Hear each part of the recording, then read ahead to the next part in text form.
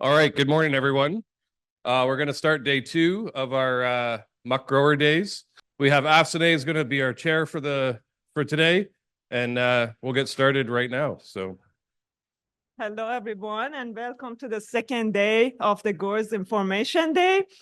Our focus today is going to be on onions, and we're going to start with the first presenter, Julia Scicluna, and she's going to talk about the Stemphylium on onions. All right, I'm Julia Scicluna. I'm a research tech here at the station, and today I'm going to talk about our trials on Stemphylium over the past couple years, and what we're doing to try and find the best strategies to manage this difficult to control disease. So Stemphylium leaf blight, all of you have probably seen this in your field before. So this is a foliar disease of onions that's caused by the fungal pathogen Stemphylium vesicarium. This was first seen in Ontario in 2008, and since then it has spread to become the most major foliar disease that we see on onions here in the Holland Marsh. So it is a major issue. Usually we see that the disease is most severe between July and September, really peaking in August. So one of the main problems with the disease is that the symptom of leaf dieback that it causes can limit the uptake of the sprout inhibitor malic hydrazide, because 5 to 8 green leaves are required for the sprout inhibitor to be taken up. So that premature leaf dieback can cause the leaves to die back too early, so the sprout inhibitor won't be absorbed properly. So if you're looking for Stemphylium in your field, the first symptom you would probably see are these tan to brown oval lesions. And you also might see a little bit of yellowing on the leaf, like you can see in the picture, or some leaf dieback at the tip. But as the season progresses, we see the symptoms start to become more severe. So those oval tan lesions will turn black from sporulation, and that's how the disease spreads to other onions. And we'll also see that that leaf dieback is more severe and will eventually kill the whole leaf. So the life cycle of Stemphylium makes it difficult to manage. So one of the important things about Stemphylium is that the spores are released in the spring, so they are present throughout the growing season. So it's not really something where you can avoid the inoculum. So after these spores are released, they usually infect onions around the 3rd to 4th true leaf stage, and that's when we start to see the symptoms of the disease. And then those infected onions will sporulate, and then more onions that were healthy in the field will become infected, and that's how we see it start to spread throughout the field in those multiple cycles of infection. So at the end of the growing season, when the leaves die back and lodge, the pathogen will stay in the leaves, and then it will overwinter on the debris of the leaves until the spores are released again in the spring. So we have been tracking disease severity of Stemphylium since we started doing fungicide efficacy trials in 2011. So we do see that in some years, like in 2023, we saw high disease. That was mostly due to wet conditions that we saw that year, but most of the time we do see that disease here is moderate to low. Especially last year, we had low disease pressure when the conditions were very hot and dry. So the way we usually manage Stemphylium is with fungicide applications. Usually these start around the 3rd to 4th true leaf stage when you would see the symptoms kind of start to show up, and then the applications continue until lodging. So we do have 7 products that are registered for Stemphylium. So that's Quadris Top, Luna Tranquility, Circadus, Aprovia or Aprovia Top, Miravis Duo, Maravon, and Allegro. But unfortunately, as a lot of you probably know, most of these have at least one active ingredient in the group 7. So that makes it really hard to rotate between those different modes of action. So we do see that there is resistance to some of these fungicides. So that's why we don't usually recommend Quadris Top, Luna Tranquility, Circadus, or Maravon, because we have seen that resistance develop to those active ingredients. So I'm going to talk a bit about our fungicide efficacy trials we've done over the past couple of years. So we have some products like Miravis Duo, Circadus, and Allegro that are registered on Stemphylium. And then we've also looked at products that aren't registered on Onion, like Miravis Prime, Scholar, and Full Pan, to see if we can find something that's effective. So in 2024, we looked at Allegro, Miravis Duo alternated with Allegro, Miravis Duo, Full Pan, and Circadus. And what we saw was that Allegro and Allegro alternated with Miravis Duo did suppress Stemphylium, but Miravis Duo alone, Full Pan, and Circadus did not reduce the disease. So in 2025, as I mentioned, we had low disease pressure. So we looked at Full Pan, Miravis Duo, Allegro, Miravis Prime, and Scholar, but we didn't see any difference with any of the fungicides, which was most likely due to that low pressure that we had. So the next topic I'm going to talk about is fungicide resistance, which is related to efficacy, because when resistance develops, then we start to see products not being as effective. So normally, we see that resistance develops when fungicides with a single mode of action are applied repeatedly. So it is difficult with Stemphylium because we have so many group 7 products that it is hard to rotate it. But something else to point out is that Stemphylium as a pathogen is at a high risk for developing disease. So that's partly because of the life cycle, with it having so many cycles of infection. But something to consider is that our fungicides also have a corresponding level of resistance risk. So we have some fungicides that are high risk. So usually the group 11, so that would be like Quadristop, are at the highest risk of developing resistance, while the group 3 and 7 products like Miravis Duo or Circadus would be at a moderate risk. And then for fungicides that are low risk, anything that's a group M, so that would be like Mancozeb, or a 29, like Allegro, are at the lowest risk of resistance because those are multi-site fungicides. So it's important to try to alternate the low-risk fungicides with the higher and moderate risk fungicides. So we've looked at resistance for quite a few years now, and what we're seeing is that for quite a few products, at least one of the active ingredients has a high level of resistance. So those products are Quadristop, Ludotranquility, Circadus, and Maravon. So we've seen that there's been really high resistance to the group 11 products for a number of years now. And we do see resistance to group 7, which is continuing to increase. So we haven't assessed all of the products. So Aproviatop and Miravis Duo, we haven't assessed for resistance, but we would expect that there would be a little bit of resistance in the population because they are group 7s and some of the other group 7s have resistance. And then Allegro is a product that's unlikely to develop resistance because it's a multi-site. So it is good to rotate Allegro with those other group 7 products. So we are continuing to monitor for resistance every year. So lately we've been able to trap spores of the pathogen and then test them for group 7 and 11 resistance. And then our updates on which fungicides are most likely to be affected by resistance will be sent out in our IPM reports. So the next topic I'm going to talk about is disease forecasting. So essentially, the goal of our disease forecasting trials is to better time fungicide applications, because in years where there is a low risk of the disease, we don't need as many fungicide applications because we're not seeing a difference in our trials, no matter how many fungicides we apply in those years. So we've identified which conditions are most favorable for the disease. So that's temperatures from 18 to 23 and long leaf wetness durations. And we've also looked at the temperature and leaf wetness combinations where it's unlikely that the disease will develop. So that's temperatures less than 13 and leaf wetness durations less than 12 hours. And we've used these to inform our forecasting models.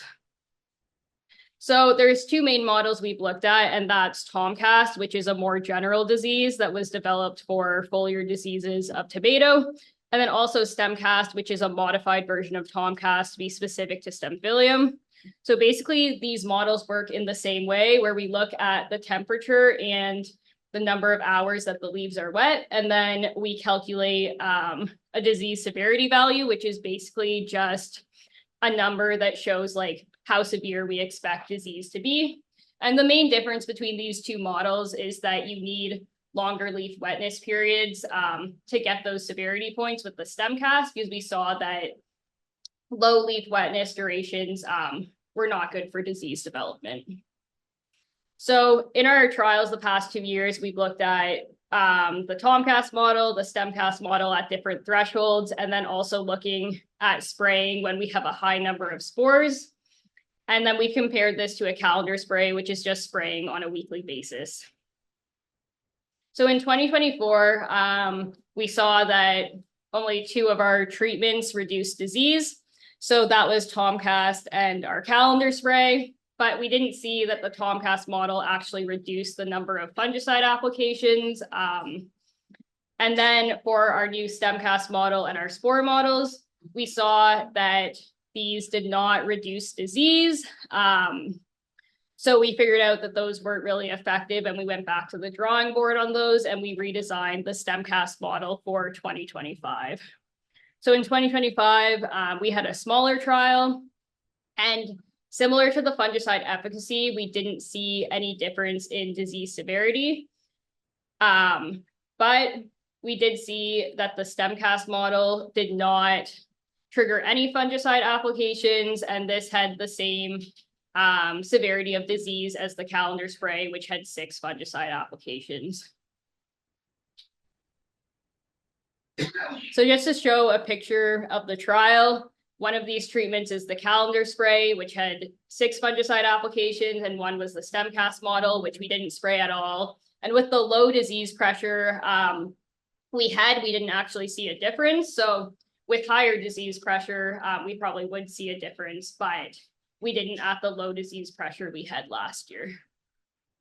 So the last topic I'm going to talk about is cultivar susceptibility. So recently, we've been testing cultivars in the greenhouse for their susceptibility to Stemphylium. So we had 2 trials for this, and in the first one, we compared some yellow and red onions to shallots and feast bunching, which is a bunching onion. So what we saw was that the feast bunching was the least susceptible and didn't have very much disease at all. And then the shallots generally were less susceptible than the yellow and red onions. And then comparing the different yellow onion cultivars, we saw that Traverse and Milestone had the most disease, and the only cultivar that had less disease than these 2 was Highlander. So we had a second trial with more yellow and red cultivars.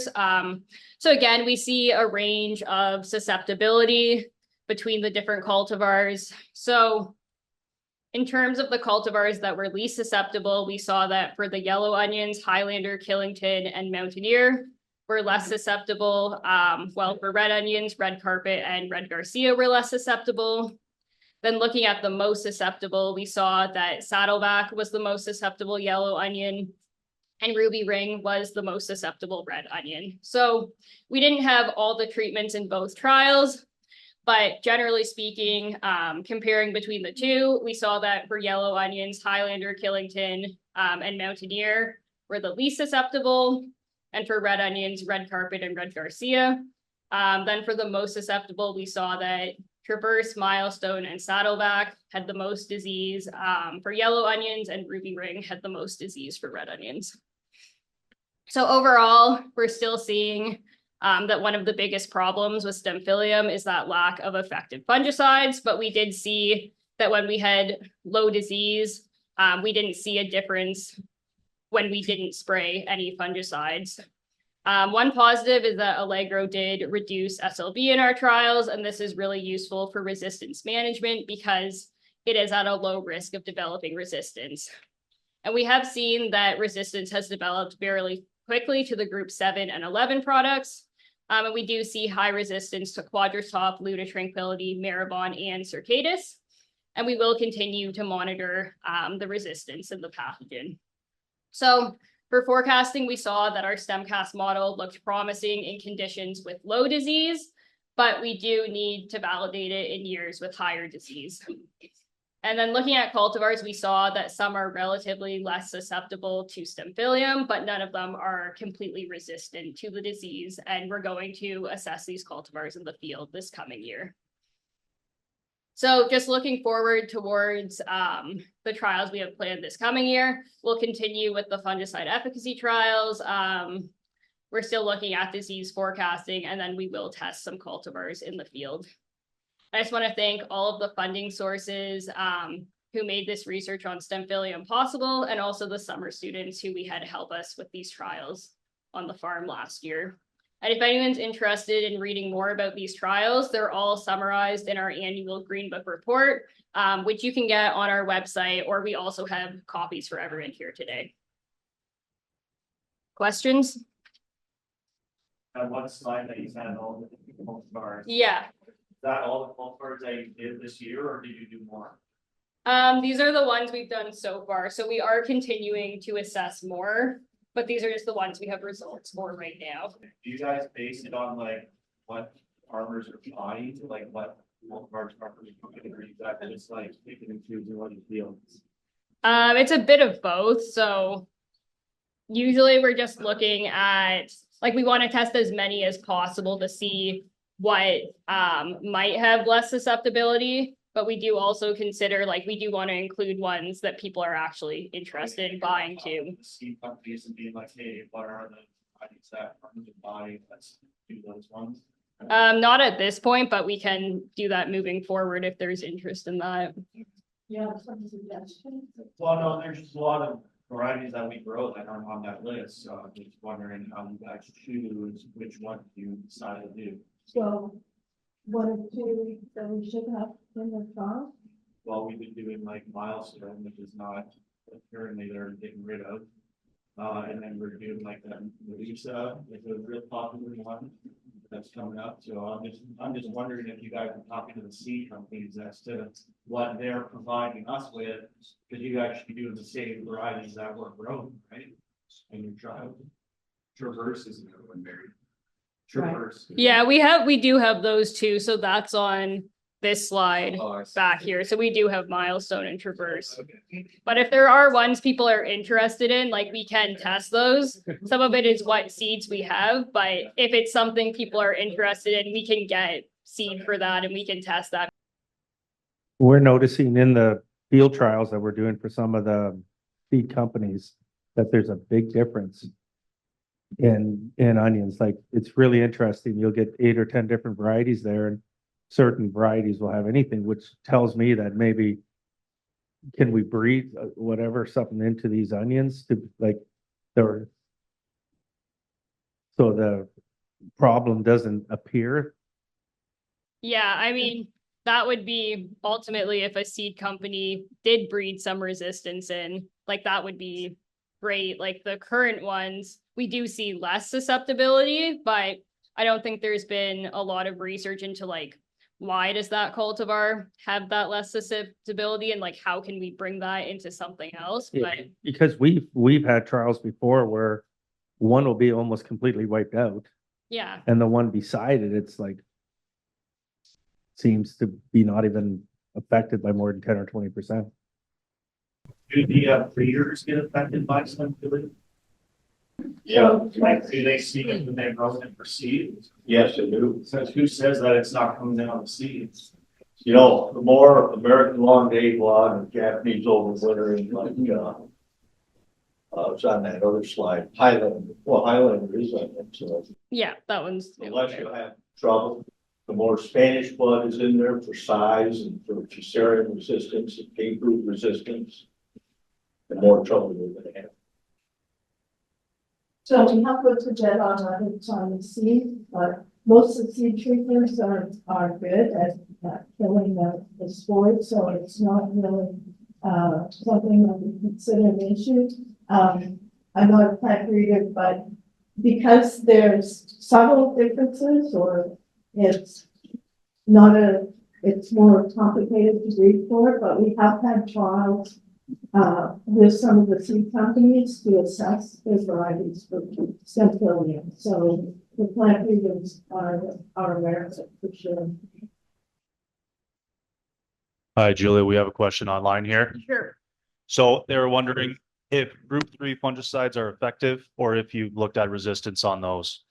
Yeah, so we did look at resistance on difenoconazole. That was a number of years ago, but there wasn't high levels of resistance to that. But we also, like, as a solo formulation, we tested that a number of years ago, and we didn't see a high level of control, like, as a solo formulation. But it is, like, it's in Miravis Duo, it's in a Provia Top.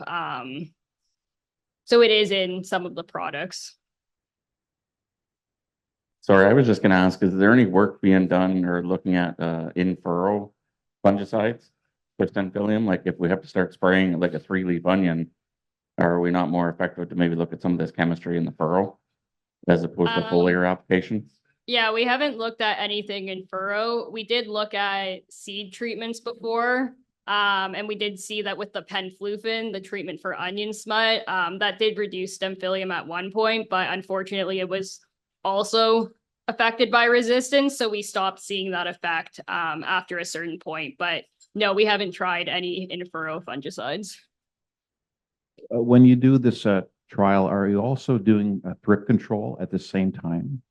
Yeah, so we spray our trials just to control, like all of them would just get maintenance sprays to control thrips. Do you think you could do this trial with thrip control and without, just to see how thrips are impacting Stemphylium development? Yeah, it would be possible to not spray insecticides on some treatments. So in New York State, they've done that work with Stemphylium and thrips, and they find that high thrips damage increases Stemphylium. We don't see that as much here because thrips are worse when it's hot and dry, and Stemphylium is worse when it's wet. So we don't see high thrips and high Stemphylium hardly ever. Awesome. Okay, thank you very much, Julia. The next presentation is from Lindsey Toit from Washington State University.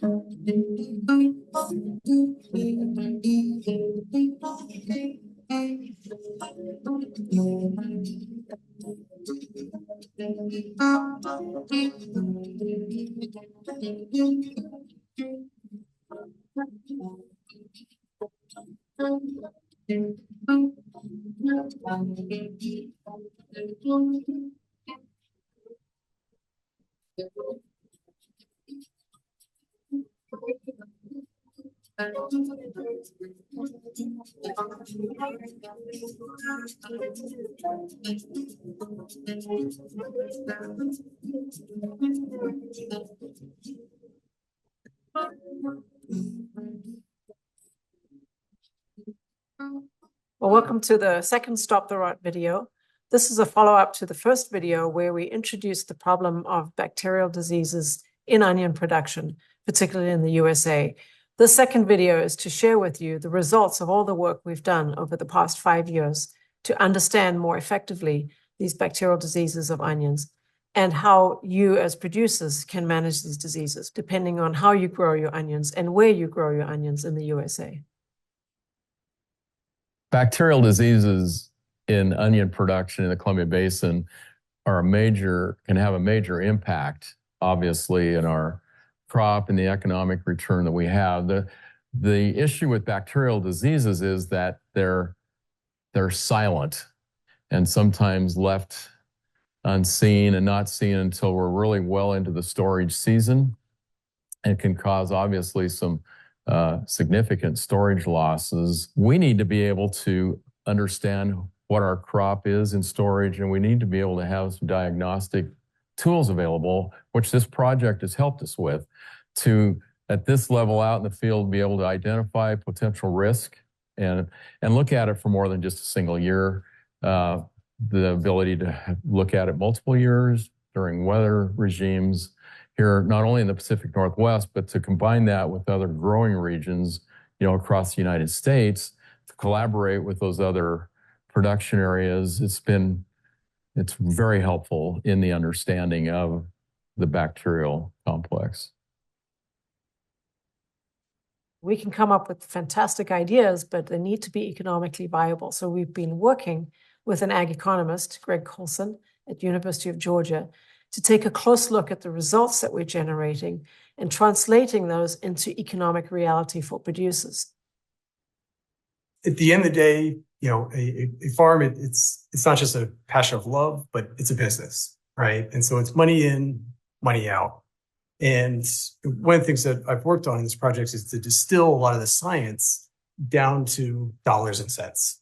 Spending money on inputs, particularly in an environment where input prices have been going up, there's not a lot of indication that they're going to come back down. Ultimately, if a product is not being effective, it is hurting a grower's bottom line. We've isolated some real clear things that growers, can do today to reduce losses and things that they should be monitoring to identify situations on their specific fields where they might face risk, whether it's irrigation, whether it's water timing, whether it's how we're actually harvesting onions.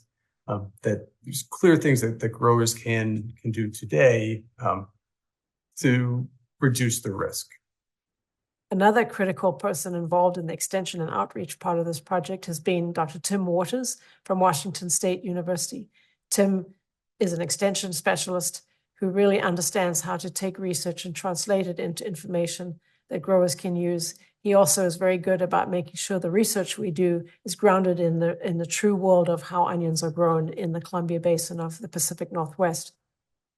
So when we can reduce bacterial rots in an onion field, it increases a grower's bottom line significantly. Growers have a huge amount of money invested into these circles. You imagine a 120-acre circle costs a lot of money to grow. And if you're losing 40 or 50% of that crop to bacterial rots, that's devastating to an onion grower. So if we can cut that back to 5 or 10%, then we turn a situation where a grower's losing a lot of money into a profitable situation for a grower. Having multiple years of research gives them confidence. We don't want them to go out and make a huge financial risk with 1 year's worth of data. With a center pivot of onions, maybe 120 acres, that's about $750,000 that they've got on the line. So it's really important that we have multiple years of these trials to be really certain about the results that we're sharing. So they're not making a risk based on a bad science on our part. So we want to provide good science. So when they call us or when they read our bulletin, they know if we say you need to shut water off at this point, or you need to shut off nitrogen at that point, or by this many pounds or whatever, we've got science to back it up. So we're not putting them at risk. A key player in the outreach and extension part of this project has been Christy Hochting from Cornell Extension. She works with growers in New York and has an excellent perspective on how to translate research into usable information for producers. Our research trials in all regions, with a couple of exceptions, have not shown that bactericides are effective. Yet in Georgia, they are. Why is that? Well, we know what kind of bacterial pathogens we have in the different regions. And with this molecular work, they've been able to look at the DNA and figure out that some of them have genes that are resistant to copper. Well, that would explain why a copper bactericide doesn't work. So it turns out that the common bacterial pathogens they have in Georgia are the ones that don't carry the genes that confer resistance to copper. Whereas all the other regions have the strains that are carrying the copper-resistant genes. So we could not have figured that out if we didn't have the microbiologists and the phytopathologists looking at the DNA and relating that to what we see in the field. We spray this, it doesn't work, but we work together and we know why. And that has impact, because you don't have to waste money on bactericides that are not going to work. We used to apply copper products weekly on fast lap irrigation through the water. And today we apply no copper at all. made the decisions to stop applying copper and through allowing the soil surface to dry out between irrigations, it's really gained control of our disease management. One of the really important aspects we've found through this work is that moisture is a big driver of bacterial diseases. So in areas of the US where you have to irrigate in order to grow onions, because they're semi-arid regions like the Western US, where without irrigation, you're not able to grow a crop. The benefit there is that you have the ability to control how much water you put on, when you put it on, how frequently you irrigate, and that significantly can reduce the risk of some of these bacterial diseases. If you're producing onions in an area with much more rain, you have less ability to control the water in your crop, particularly in those high-risk periods of infection. A very critical member of our Stop the Rot team is Gabe LeHue.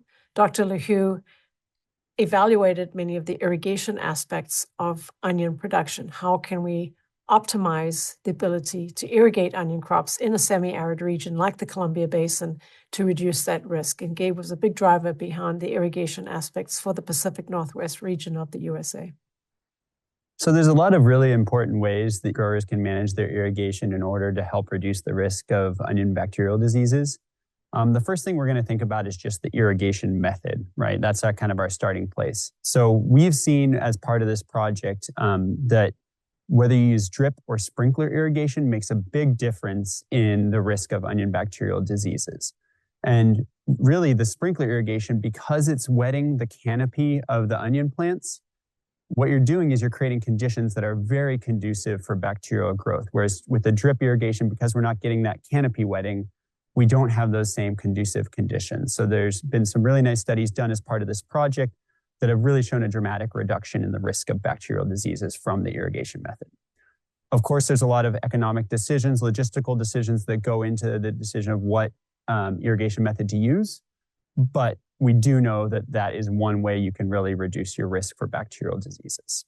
We've seen very clear results that when you stop irrigation at the end of the season has a dramatic effect on onion bacterial diseases. That is the time period when onions are essentially most susceptible to infection by these onion bacterial diseases. You have large necks, you have a potential for water to get in those necks, for bacterial inoculum to be spread by the splashing water.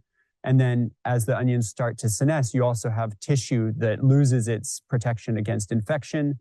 And so that's a very vulnerable stage. And we've seen that by ending irrigation, once the last leaf has emerged and at the first sign of tops down, we could have a very clear reduction in onion bacterial diseases compared to ending irrigation later at, say, 50% or 90% tops down. We grow most of our onions, all of our onions actually, on drip irrigation in the central basin of eastern Washington here. And we've done that just to keep the water off of the canopy of the crop. Even though we do that, we have had bacterial issues in our onions, even though we've had a dry situation. So we're using drip irrigation, but one of the things that we have learned here in just these few short years is irrigation management. When we irrigate our onions using drip irrigation, we create a little microclimate between the rows where the drip tape is, and there's 2 seed lines. We've come to understand now, we think we're in a really dry production region, but that zone where the actual production is happening is just a very humid, obviously, moist environment, and especially late in the season. So we've already taken back from this irrigation management at the end of the deal. In changing our irrigation management, we ended up slowing down our water application times from 36 hours to even up to 60-hour rotations of our sprinklers, allowing more time for the soil to dry out in between waterings. And that's been the major impact, reducing our disease issues. In soil moisture monitoring, we use that for watching each water application and how deep the water penetrates. Also watching the dry down in between irrigation waterings to help control our bacterial issues. But in doing that also, that one site isn't really exact either.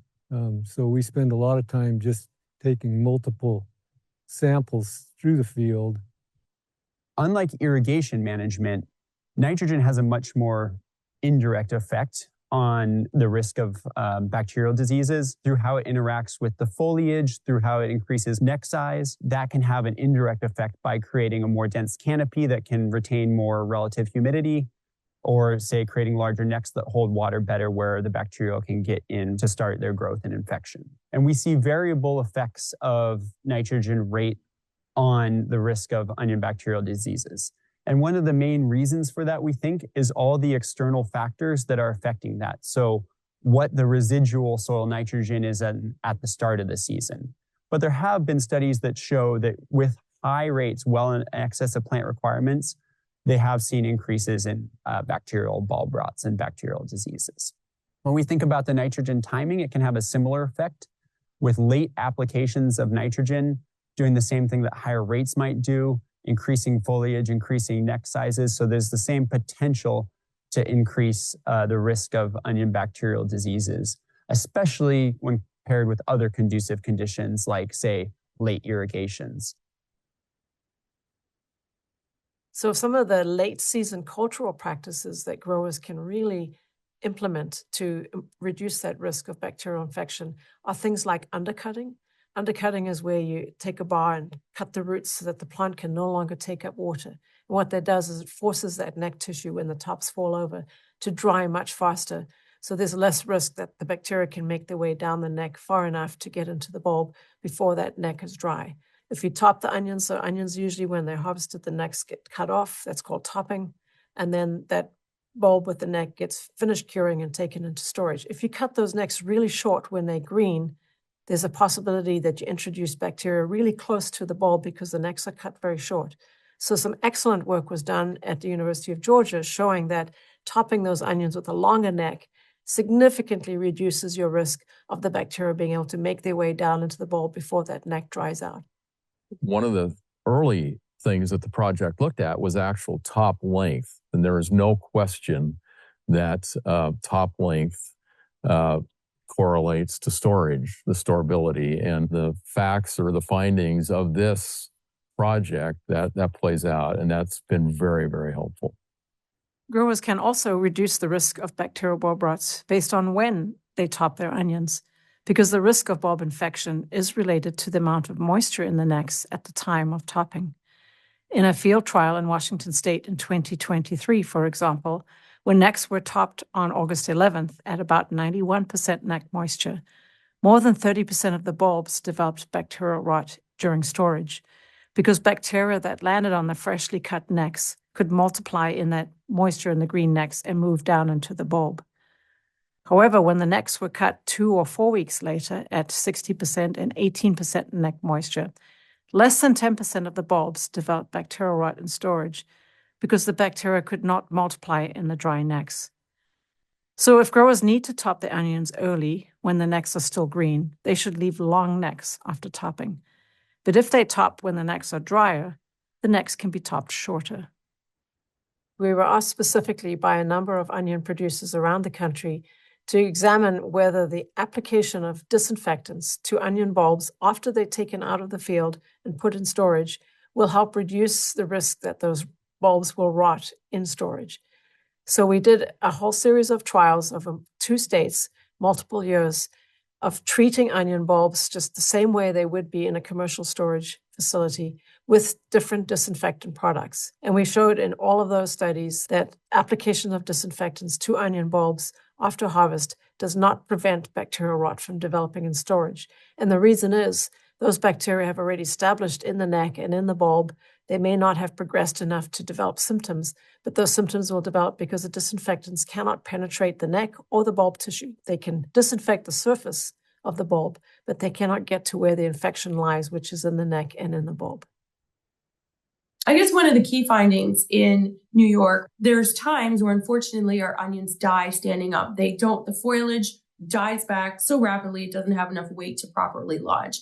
And through the Stop the Rot project, I was able to prove that onions that are dying standing up are more likely to rot. So new bacterial infections can occur on an onion dying standing up. And then just by gently rolling them over, we can reduce the rot by 37 to 57%.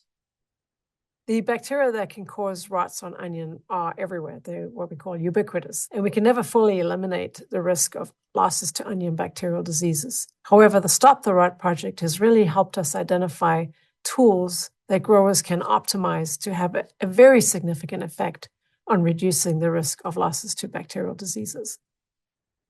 So the importance of this project to me is how well the onion industry as a whole could come together, not just locally or regionally, but across the production regions of the United States. To me, it's a very encouraging thing, and I'm excited about it. I'm excited about the future of onion production here as we try to feed the world. We have these clear-cut management strategies showing what doesn't work and what does work, because we've seen some things that have really clear impacts that growers can adopt right away. And we've also seen some things that growers are currently doing that may not be working. And I think that's just as important as finding those things that do work to reduce the risk of onion bacterial diseases. So we have seen changes as a result of the actions in the Stop the Rot project. And that's really exciting for us that work in extension or outreach, because sometimes it takes multiple years to see people make changes. But we've actually had some growers that were applying too much nitrogen and were irrigating the crop a little bit heavily and a little bit too late in the season. We were able to meet with a grower and go over that information that we've been learning so far. And they've actually altered their practices and made really good progress on reducing bacterial rots in their onion field. The results from the Stop the Rot project, for those of you that are skeptical of the information, I would say take a hard look at what's going on your own operation here on our farm. It works. So we have gathered all the information we've generated through this research and compiled it into a useful site that growers can access called alliumnet.com, where you can go and find all the reports we've generated, the videos we've made like this one, the extension bulletins that have been published. We've put together frequently asked questions. These are questions that growers and stakeholders involved in this project pose to us, and we've taken the information we've generated and used that to address these frequently asked questions. So growers can find this information on alliumnet.com.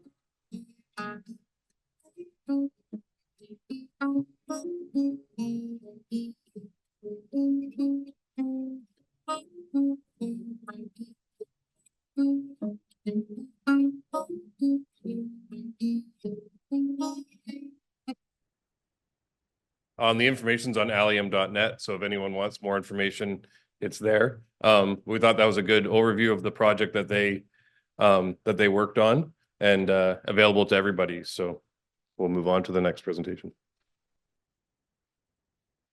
Awesome. So our next presenter is Lori McLean.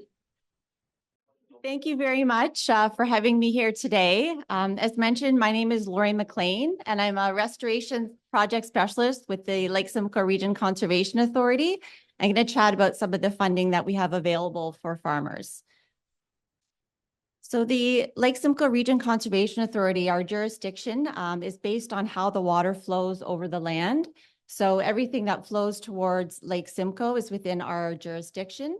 And as the water is flowing over the land, we know that it can cause some issues and concerns. One being flooding that we see out there right now. So a concern with that. Another being water erosion. So as the water is flowing over the land, it's taking that muck soil with it and causing some concerns. And another way we're losing the muck soil is through wind erosion. So the Conservation Authority, we've got some grants that are available to help some of these problems and come up with some solutions. And we also offer free site visits, so we can come out to the farm and help with the application process, but also discuss other ideas that you have on your property. So this is just an overview of all the funding that we have available. It's 17 different categories. The top ones are more agricultural in focus or in nature, and the ones below are more natural heritage. But I'm going to focus on some of these in greater detail, the ones that are most applicable. So the first one's soil testing. So we do have funding available for soil testing. So this can help identify some problem areas on the fields and help track some changes as well. And it's 50% up to $1,000 for funding. And that's if you're doing another project. If you're just doing the soil testing alone, it's 50% up to $500. The next one is cover crops. So this is available to all farmers. We used to have a cap that it was only 3 years that you could apply, but we've removed that. So everyone is eligible for funding. And it's 100% up to $2,000, and that's for the cost of seeds only. But you are able to apply twice per year if needed. So if you needed to apply for your spring, could be for your barley, and then in the fall for an overwinter cover crop. So multiple applications can be made throughout the year. So the next one is tile outlet control structures. So these are very good to help control the water that's on the field. So you can hold it back when needed and release when you would like. And our funding is 50% up to $2,000 per structure. So if you had different structures, they could each be eligible. And the structures can be a little bit more sophisticated, but they also can just be manual control mechanisms that you use. So it doesn't have to be a more technology or technology one. And this, again, really beneficial to hold back that water when needed. We still have funding available for wash water treatment systems. So this is really beneficial to help keeping the soil on the ground during harvest, and also helping close the water loop with the treatment facilities. So funding is 50% up to $5,000 for de-dirting equipment, and 50% up to $20,000 for wash water reuse facilities. And so this is just a photo of some de-dirting equipment. So I know some of these have been installed for many years now and may need replacement. So replacement is also eligible for funding. So if it's something you needed to look at for this year. And also, as I mentioned, the water reuse. So we've got funding available for that as well. We've got funding for planting trees and shrubs along riverbanks. And right now it's really good time if you're interested at all in doing any tree planting. It's 100% up to $15,000. And this is something that our foresters can come out and take care of that for you, help you with selecting the species, and then also coming out to do the planting. And the last one I just wanted to highlight was controlling cropland erosion. So this is anything from grass waterways or wasp cobs. And this, again, could be 50% up to $5,000 per structure. Something to look at some of the vegetative buffer strips as well. And just to quickly recap of how to apply. So first would be to contact myself.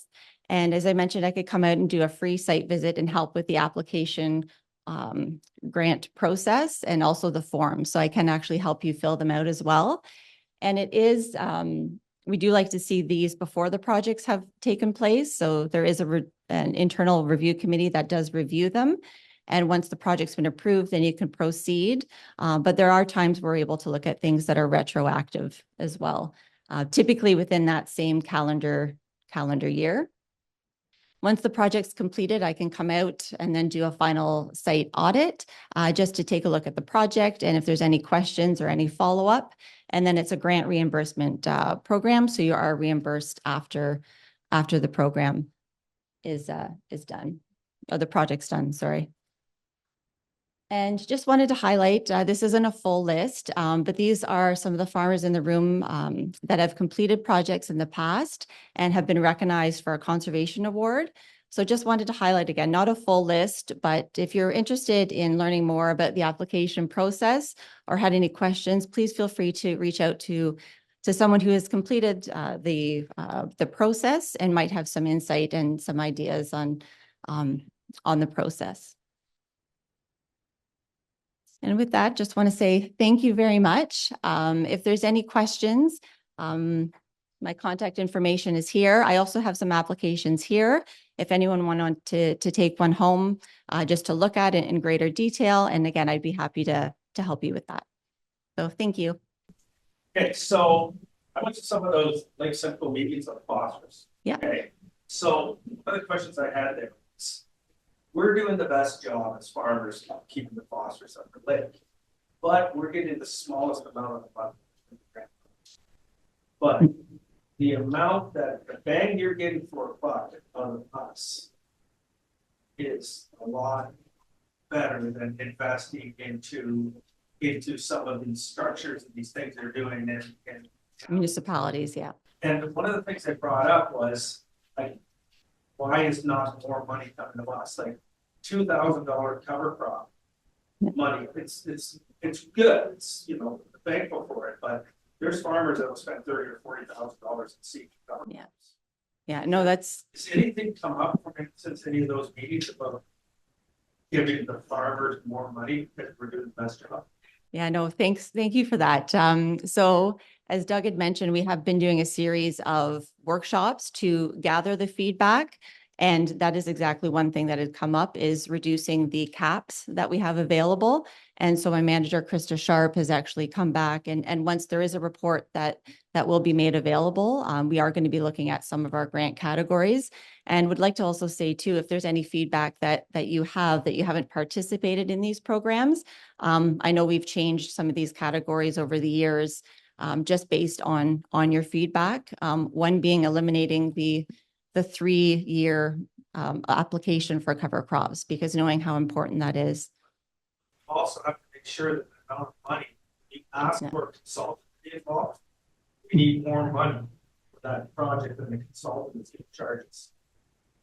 Yes. Situations like that where we get money, but as soon as we get a consultant, we can do it without a consultant or without. Yeah, to be able to offset all those costs, additional costs. Yeah, yeah. And again, my manager's been chatting about that and new categories too from that feedback and from those workshops. So thank you. Just to touch on what Doug said, the cover cropping, there's less and less farmers farming the land now. So when it's $2,000 per farmer and now there's less farmers, you know, you need to up that cost because like Doug said, we're spending way more than that cover cropping. Whereas when there was more farmers, $2,000 per farmer went a long ways. Now it doesn't. Yeah. And other ways of looking at that as well as I know we've looked at just one farm receiving the $2,000 cap, but you're doing multiple parcels. So maybe it's applicable per parcel and upping that. Thank you. Awesome. Thank you very much. So next, we're going to hear about the usage of AI in targeted spraying by Cesar Cappa. Hello, hello. Can you hear me there? All right, let's get started. 25 minutes. Go. Okay, I'm Cesar Cappa, weed management specialist for the OMAFA. I don't think most of you know me. I've been in this position for less than a year now. I'm replacing Christina Vid.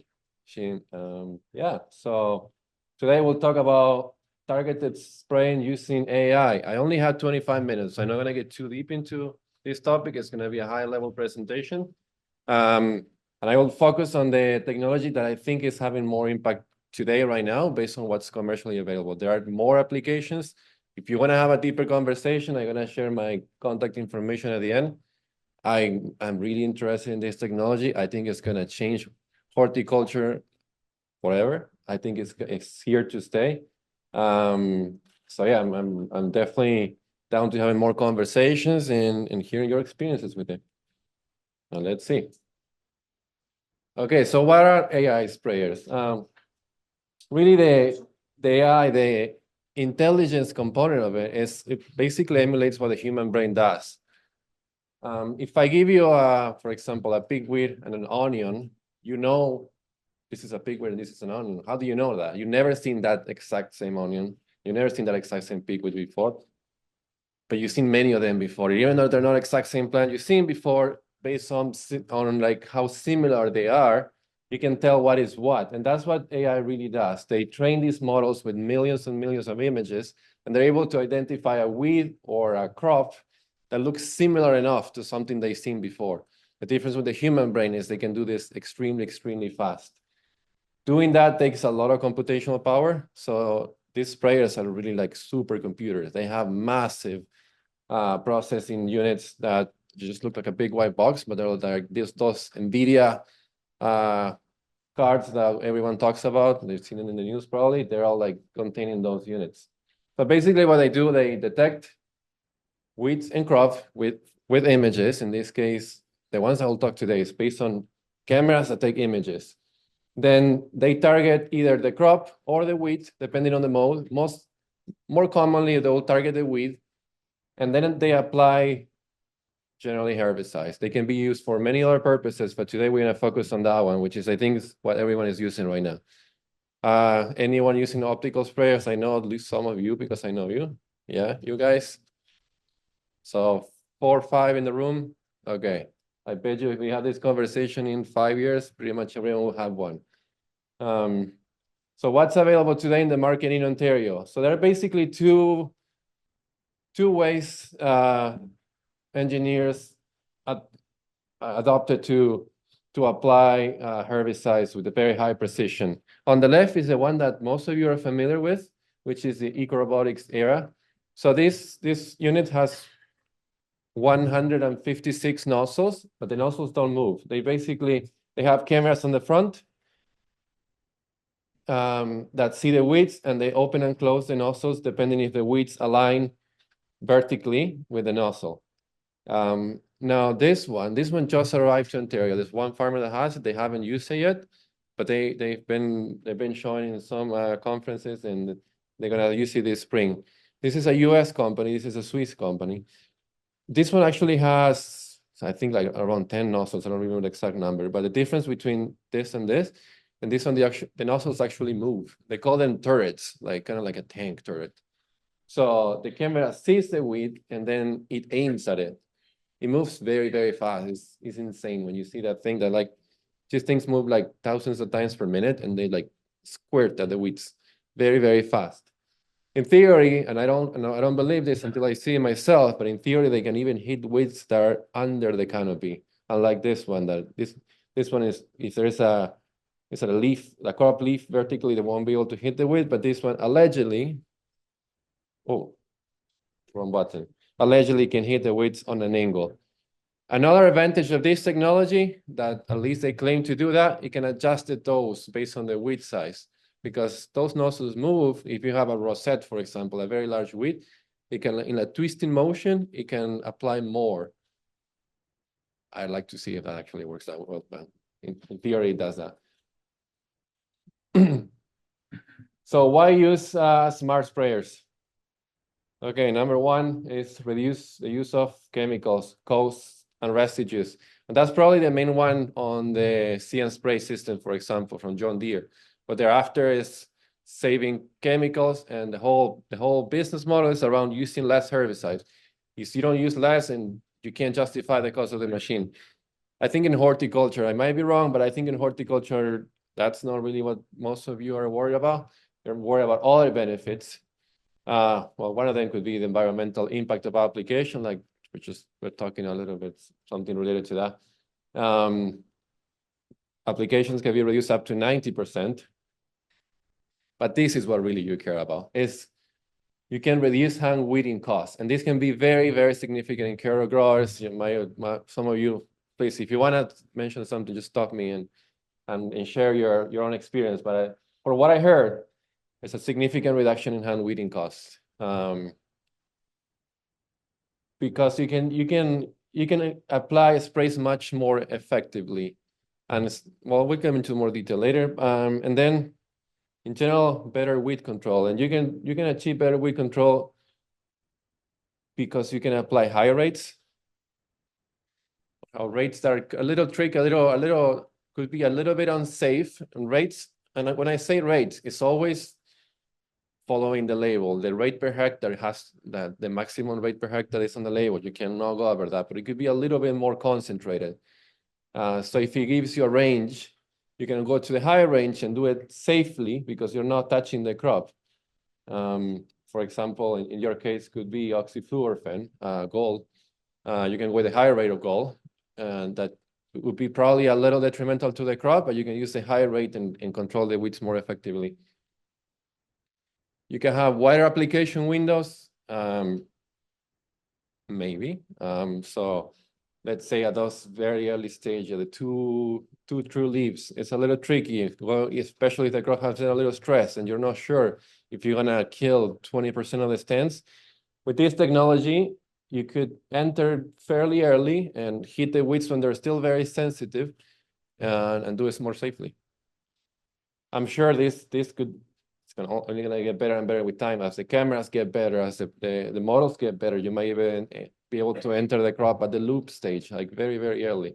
So far, I don't know. I don't know, you guys can tell me if that's true, but I don't think you can enter very, very early yet. You need 2 leaves still, yeah, okay. Yeah, like it's onion especially is tricky because a very, very thin leaf is very hard for the model to be able to identify them. This only when it's approved. I know some people out there, no one in this room, but some people out there are using this technology to apply unlabeled products. Because, right, if you use those products in a broadcast application, you nuke the crop, but now you can use them because you're not touching the crop. Well, you can't unless it's registered for the crop. And I don't know if Jason is around there. As far as I know, there is no discussion yet about registering products specifically for optical applications. I don't know anywhere in the world that labels mention this type of applications. Yes, for field crops, but not for horticulture. It's going to be really hard to regulate for this. But let's be mindful of that. Any application that is not labeled is illegal. I'm sure you would never do that anyways. Oh.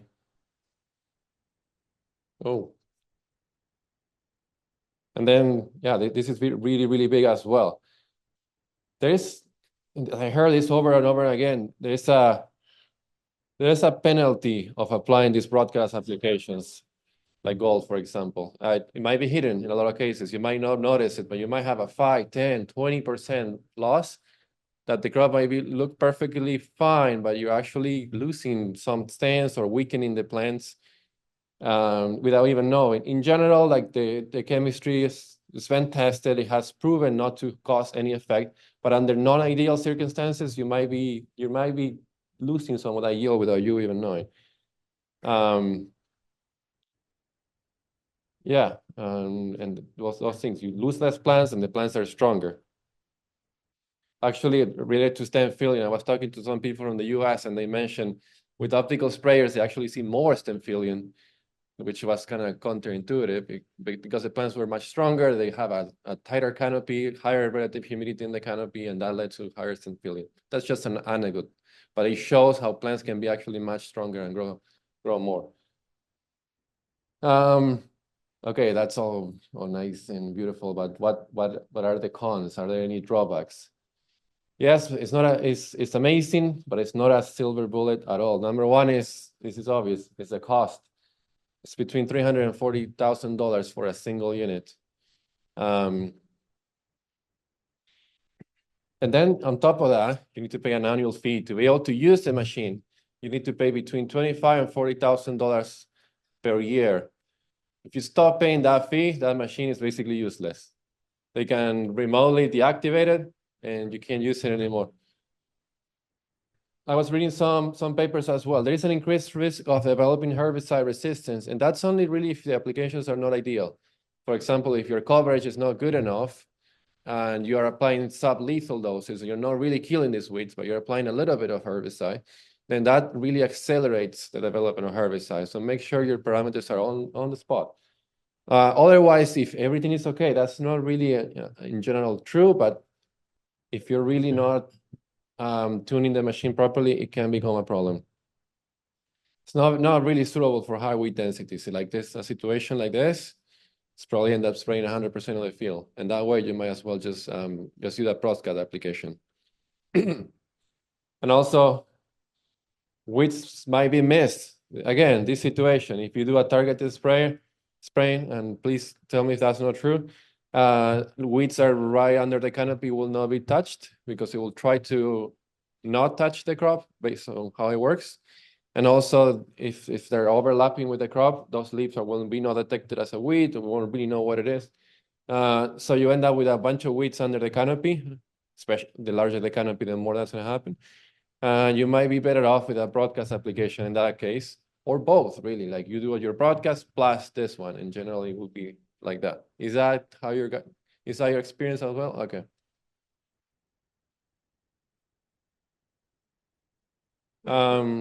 So are some weeds missed? Yes.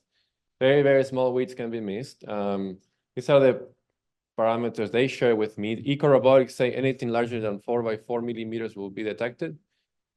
Kilter is not here yet in Canada, but they will be here soon, hopefully. This one is a more inexpensive, slower, smaller machine, and hopefully gets here. And they say less than 6 millimeters. That's very, very small, though. That's like a very early emerging cotyledon is going to be larger than that. So not a big deal, but some will be missed because they're too small. And like I mentioned, under the canopy will be avoided.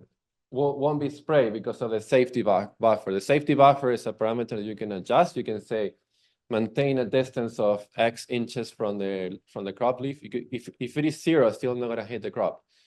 Right? It's still like always going to avoid the crop. And the larger the buffer, the more the more the area around. I guess the more toxic the chemistry you're using for the crop, the larger the buffer you want to use. But this weed's probably, that one is not going to be sprayed. That one probably is not going to be sprayed, depending on your safety buffer. So you might end up with a bunch of escapes from your application.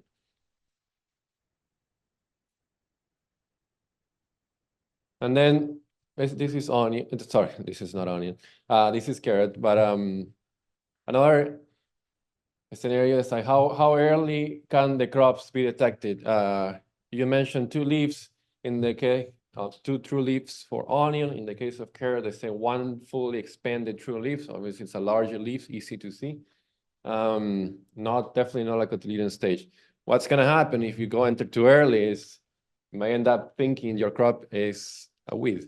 It's just basically the way this works is it detects the crop and everything else that is green is a weed for now. Like there are other modes, but that's generally how it works. So if it sees something and it cannot detect it as a crop because it's too small, oh my goodness, I'm very good with this. I cannot detect it as a crop, it will hit some of those plants and you end up killing the crop. After that, after the first true leaf, it's pretty good. You might notice that a lot of this is AI generated, by the way. For fun, a lot of these images I use AI with because we're in the AI topic. Not all of them though, but most of them. Okay, how small? This is just to put it in perspective. How small is a 6 millimeter weed? It's really, really small. That's a quarter. That's a big weed seedling. That's a 6 millimeter. It's like, I don't even know. Most plants, it's like a rocket seedling will be probably as big as that. Very, very, very small. Do you have issues with weeds like not being detected because they're too small? Is that something you generally are concerned about? Okay. Okay. I personally think it's probably okay. Like they're not gonna miss many weeks.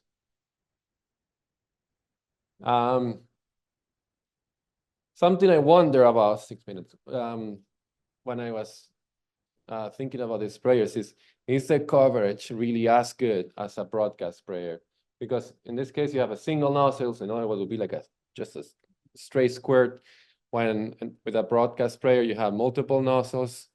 This is AI. It's not really that accurate, but you get it. You have like maybe droplets coming from like different angles. You have 100% overlap.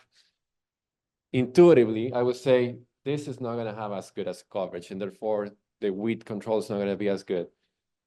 But I was wrong. At least based on the very, very little research available. Someone already answered that question, and they went to the field and they looked with water sensitive paper and weed control, and they basically it's equivalent. weeds actually get as good as a coverage as a broadcast. No, this is not me, it's changed by itself. It's getting as good coverage as a broadcast application. Of course, as long as you can see and detect it and spray it. So that's good news.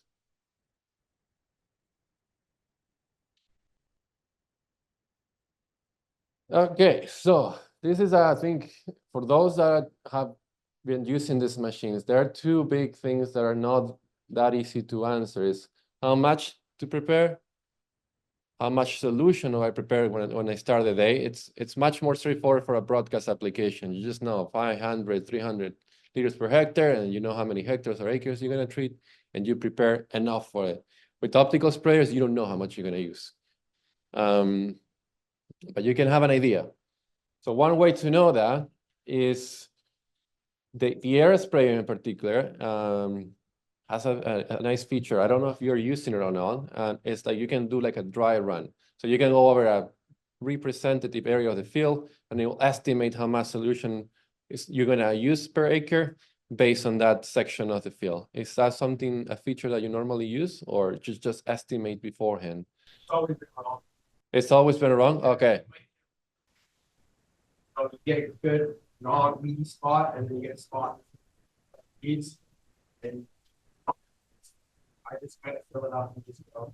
Okay, that's good to know. I think it's a small thing. Yeah, so I just fill it up if I think, or if I start, I'll put half in, and then kind of judge it after that. You know, maybe I can use the whole thing, fill it up, and then fill time. Okay. Just guessing game. It's just a guessing game. Yeah, that's kind of like I say, an experience is important.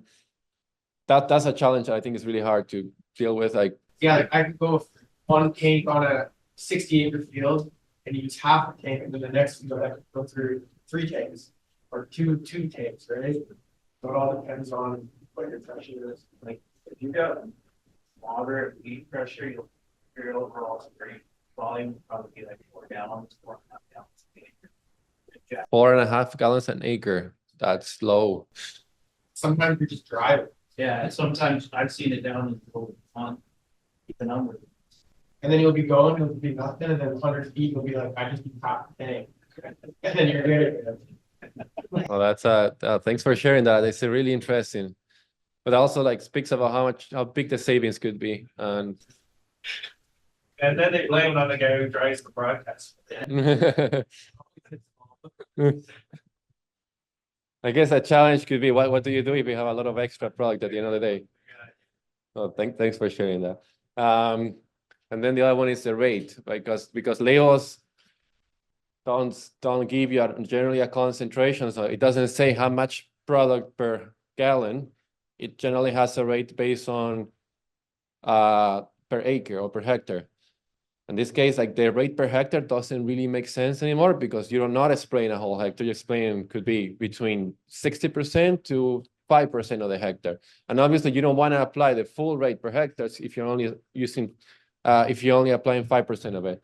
So one good approach, and this is the one I recommend, and I would like to hear if you use something else, is just kind of like keep the same ratio that the label indicates in terms of, for example, in case of basket, it speaks about 250 milliliters in 500 liters of water per hectare. Well, just keep that ratio of 200 to 500 milliliters in 500 liters of water. And then those 500 liters might last will be much more than a hectare most likely, but the herbicide to water ratio kind of like keep it in that range, not too far from it. Yeah, I actually ran out of time. So this is just to give you an idea of how hard it can be to estimate just visually what actually the weed coverage is. Like, anyone wants to guess what the weed coverage is in here in percentage? Just throw a number. 10%? Anyone else? 35%? Okay. So the way the machine looks at this is not the actual weed coverage, maybe like weed scientists see. It's like it creates a reticule over the field, and this is the air at least. And it will, if a weed falls between that square, it's gonna spray the whole square, because it cannot, like, it's not accurate enough to spray a 1 centimeter square. So in this case, so it's a 6 by 6 centimeter square. And actually the number of squares that have a width in it or a piece of width in there is actually 49%.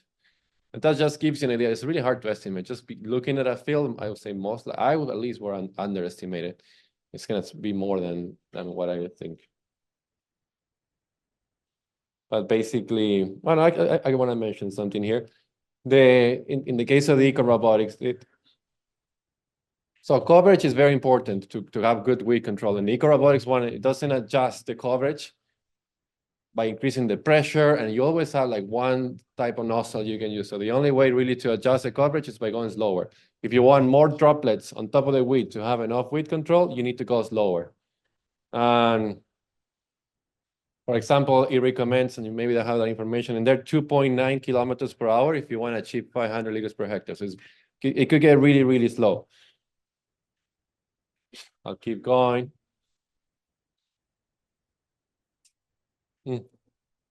So the financials.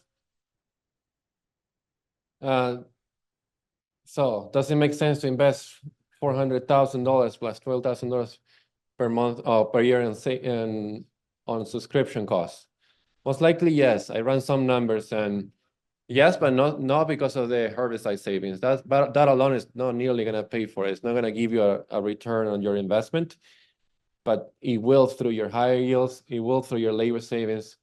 It will through your increased yields and maybe in the future through additional chemistry that can be used. Just some numbers very quickly. Initial investment, we already talked about that. Growers say they say up to 20%. I don't know what your experience is, but I would say 5% is a more safe estimation. The increased yield on onion in particular. Is that in line with what you've seen? No? It's so hard to know really, because it's not like generally a side-by cycle. Yeah. It's really hard to know. Like there's no research done where you have like a plot side by side and you compare the difference in yield, but people say it is actually higher. And obviously the company says whatever crazy numbers, but I'm not gonna share those. Payback less than 3 years for large operations. If you really Yeah, exactly. If you really, really want one, just add whatever, make it 40% and anyways, and up to 40%. So what's happening in 2026 with Jason DeVault, application specialist in the AMAPA, we're gonna do some trials where we're gonna be looking at drift of these machines. This is a UV dyes. We're gonna go in the middle of the night with a a solution with UV dyes, and we're gonna spray the crop, and we're gonna see how many weeds are hit and if there's any drift going into the crop. And that could open the discussion for additional chemistry in the future. We know there is some sort of drift. We don't know how much it is. Okay. My conclusions is smart sprayers are very expensive and it's probably better suited for large operations or for share use, if that's a model that might work for some of you. Lower field capacity, which means they're basically much lower, will increase the cost of versus a broadcast application, but that cost will be most likely offset by your savings in labor and weed, and your better weed control, your reduced phytotoxicity. Regulations lag behind, and I don't blame the regulators on that. This has been around for only 2 years, and it's really hard to create legislation around it. But I would expect anything coming in the next maybe 5 or 10 years. Who knows how long? But growers must always follow the labels. And very important, and you probably can talk about that, it's like it doesn't really replace broadcast application. You still need to put that pre-emergence there. If your weed density is really high, it's not going to justify doing this application. It's one more tool in the box, but it's not a silver bullet that will replace all the other cultural and chemical weed management approaches. And thank you. That's my contact information if you want to keep talking.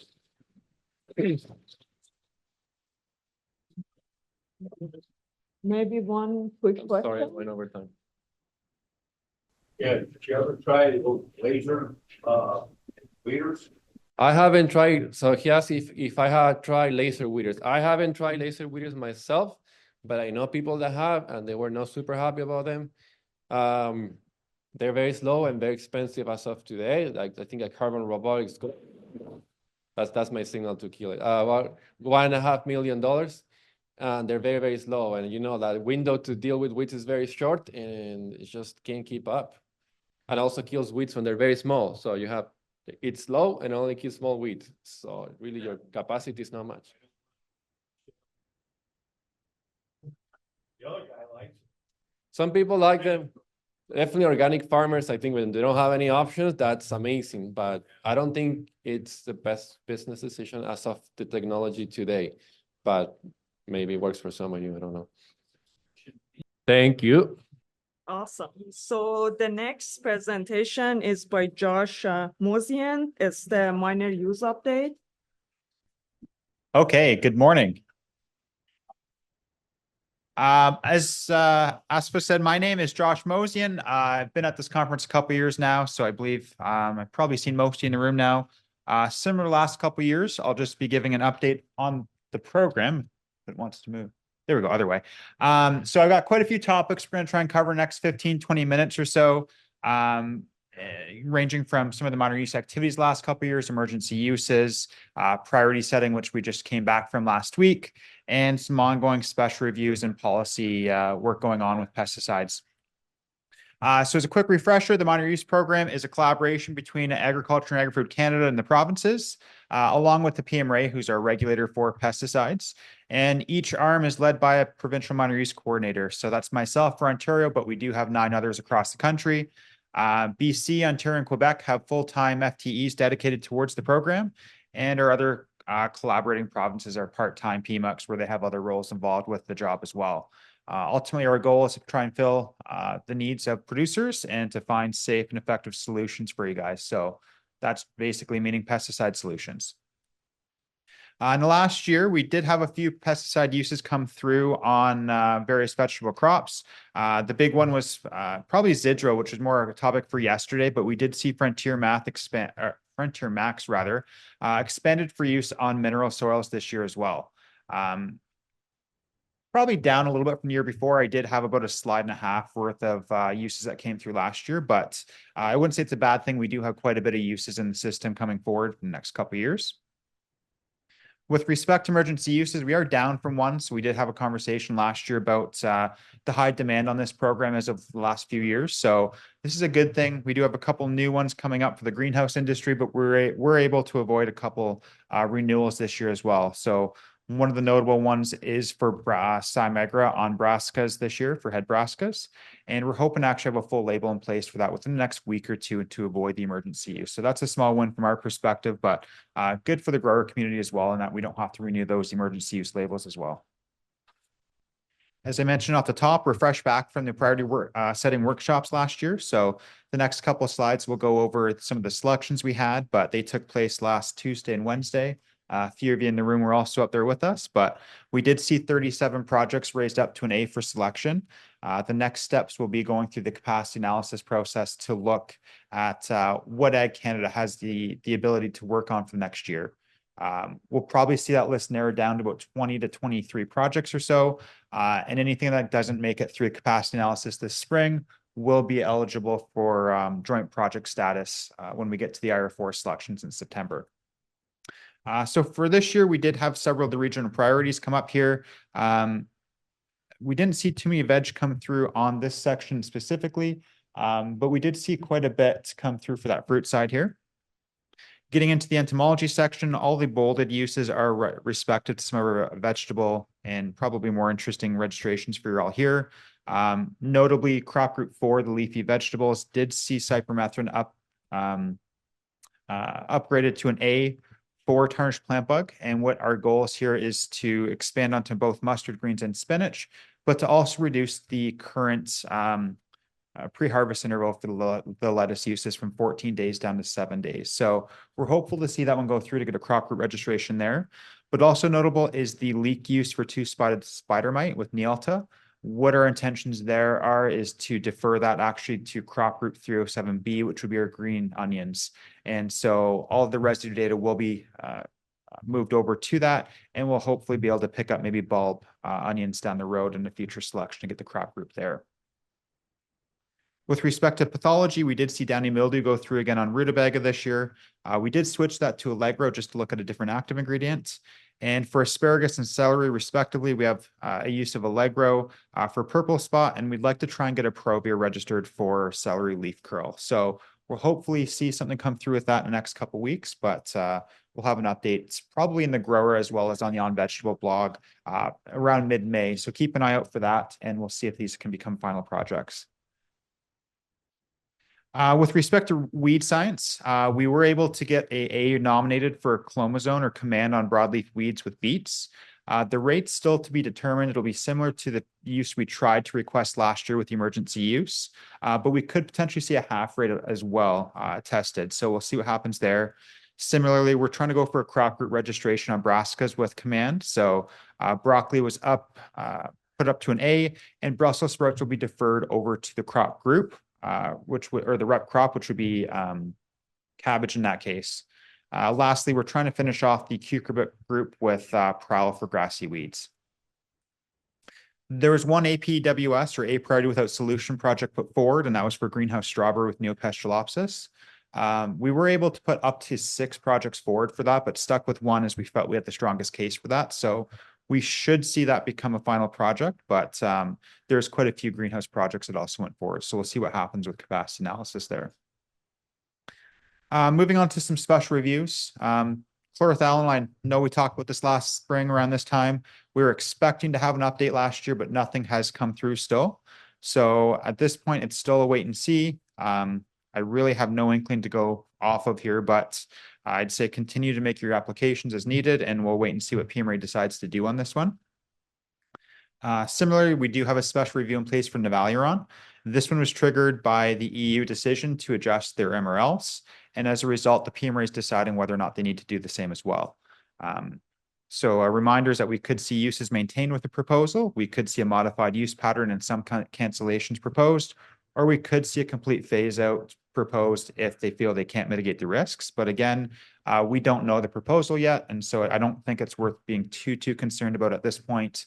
We're still working to try and get data back to the PMRA for this. So we could see something come through this year based on the fact they had October of last year indicated for their proposal timing, but we're obviously into the spring. So I expect this will also be pushed back at least another handful of months in the next couple months whenever their work plan comes back out for 26.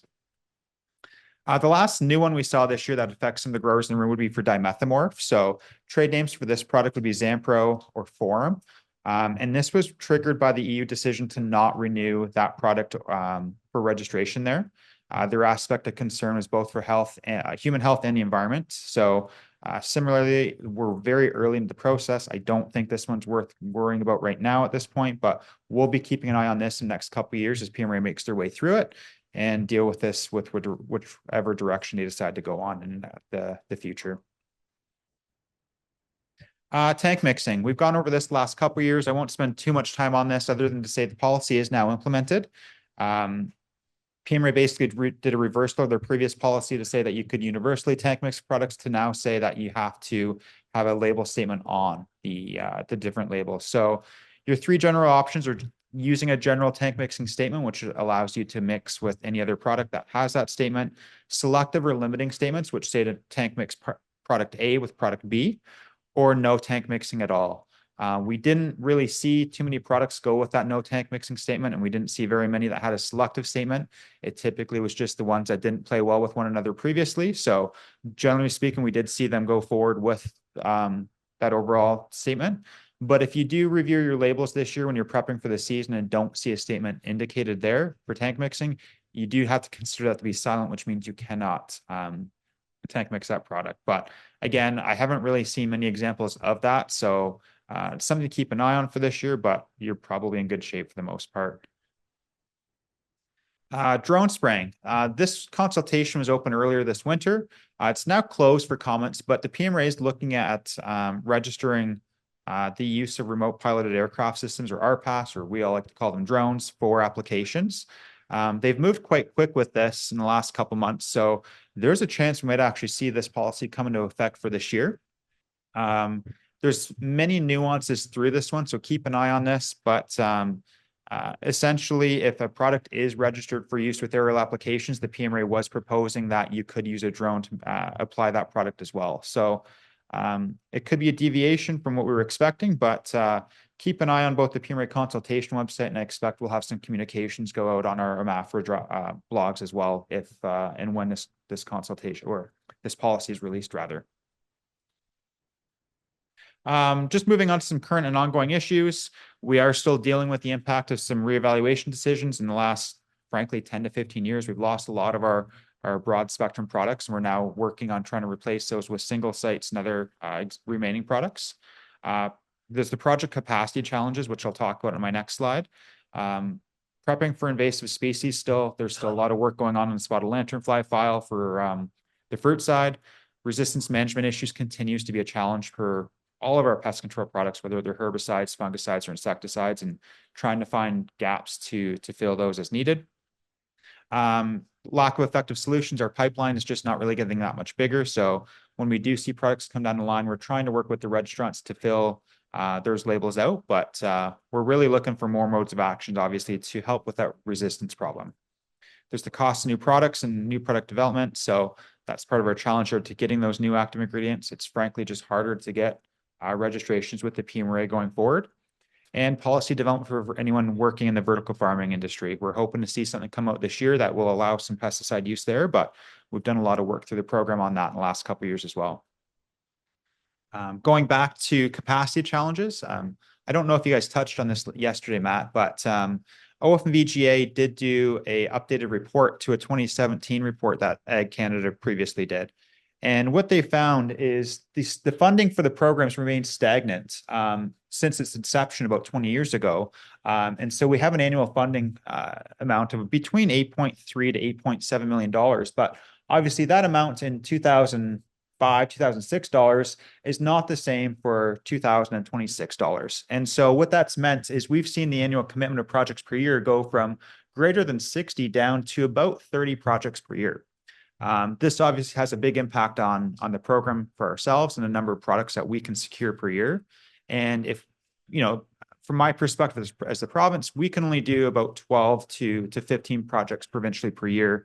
And we really rely on our federal partners to fill that gap otherwise. So the other big thing is we rely on the feds for residue data generation. We don't really have that ability to do that in the province. So it's making it very difficult for us. What that report ultimately found is previously in 2016, when the first report was done by Ag Canada, there is a $1 to $42 ratio. So for every dollar of federal investment made into the program, there was a $42 economic output socially. And with the new values of farm gate and crop values, we've seen that ratio grow from 1 to 111. So we're really hoping the next policy framework discussions go well and we can get some investment of funds into the program to get our capacity back up. But it is a big challenge that we're trying to work on, both on the provincial side, the federal side, and also on the industry side. The last one I typically end off is how you can contribute to the minor use program. The big one here is helping to participate in the annual use priority setting meetings we have each fall. So these meetings take place in November. We have one for carrots, we have one for onions. And we typically sit down about the second or third week of the month for about an hour or so and have a discussion about how the season went. We've seen our participation kind of drop a little bit in the last couple of years, but we're looking to try and get that back up a little bit. And this really helps us know how the season went, where the gaps are, and what kind of tools you guys need us to advocate for you for going forward. So, taking some time in November, if you're able to, would be really helpful from my perspective, as well as our crop specialists, and it helps arm us for those auto meetings each year so we can try and get more tools in the toolbox for you. When requested, please help us with providing detailed and accurate responses for use history. We use this to help with emergency situations if we need to put an EUR through for reevaluation and special review data requests, as well as just general pesticide use surveys. And I know this is something that we can be a little bit sensitive about, but when we're able to respond back to the PMRA to say, hey, you're proposing cancellation of this particular use because you're making an estimate to say that all 4 uses of the product are being used, we can go back and say, no, we're only using 1 or 2 per year of the product. And it doesn't mean you're going to lose those other 3 uses, but it helps us to limit their calculations to say how much product's going out in the environment. And so if we can arm them with that real world data, that's really helpful for us to push back on some of those proposals. Help report suspected new or invasive species if you see one, or suspected failures of pesticides. So if you're making an application and something's not working quite as well as you typically would expect, it's helpful to know that kind of information, especially if you're seeing a trend. It can help us make our recommendations going forward for what products to use, and help with those resistance management programs. And thinking outside the box and obviously practicing good IPM strategies. I know we're all really good at that, but continuing to keep that up and using products outside the different rotational groups to avoid that resistance. We talked about our toolboxes aren't really getting that much bigger. It's harder to get new products. So we really need to be careful with how we're using them to try and make sure we've got good longevity at them going forward. So my contact information is here. If you have questions, I'm happy to take anything from the floor now, but do reach out anytime if you have something over the season as well.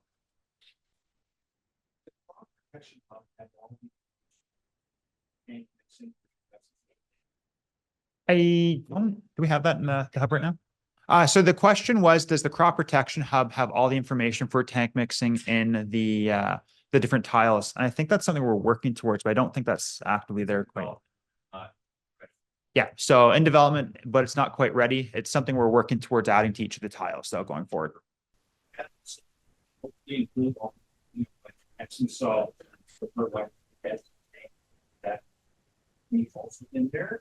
Likely not. The tank mixing statement and policy is specific only to pesticides right now. So fertilizers are regulated through the CFI actually. And so they're not too worried about the fertilizers versus a pesticide being co-packed, but it is something you do maybe need to worry about too, though, is the compatibility there. Or just to clarify, how far away are we from command on stuff? So if that project is finalized this year and taken up in the next couple of months, we're probably looking at about 6 years, frankly. So we'll need to go through the research phases at the PMC. So they'll likely need to do some tolerance work. That said, we do have some data out of Quebec, and I think there was some data at the Muck station here that was done a couple of years ago. So we can maybe try and speed that up a little bit, but ultimately there will need to be some tolerance data generated. They'll need to do the residue sets and assign those to different research stations. So if the project is confirmed this year, then the research starts for next year. We can assume there'll be 2 years minimum for research there. They'll submit the following fall to PMRA, and that could be another 2 to 3 years there. So I'm adding an extra year as a buffer just in case something goes wrong or we need that time. But once that is sent to the PMRA, we'll be trying our best to expedite that at the PMUC level to make sure that we get something in place, because we do know that's a pretty critical use for the industry right now. Well, what's the product like system last year that got accepted, but it's not able to reapply for? That was the same product that was for command. Quebec did try and do a second application again with the PMRA just on their own to try and challenge that ruling, and it was also overturned. So with both of them being turned over and denied, there's not intentions to pursue something else for it right now because we just don't know of anything else to try. We've tried for Spinade in the past. We tried the 2 applications at command.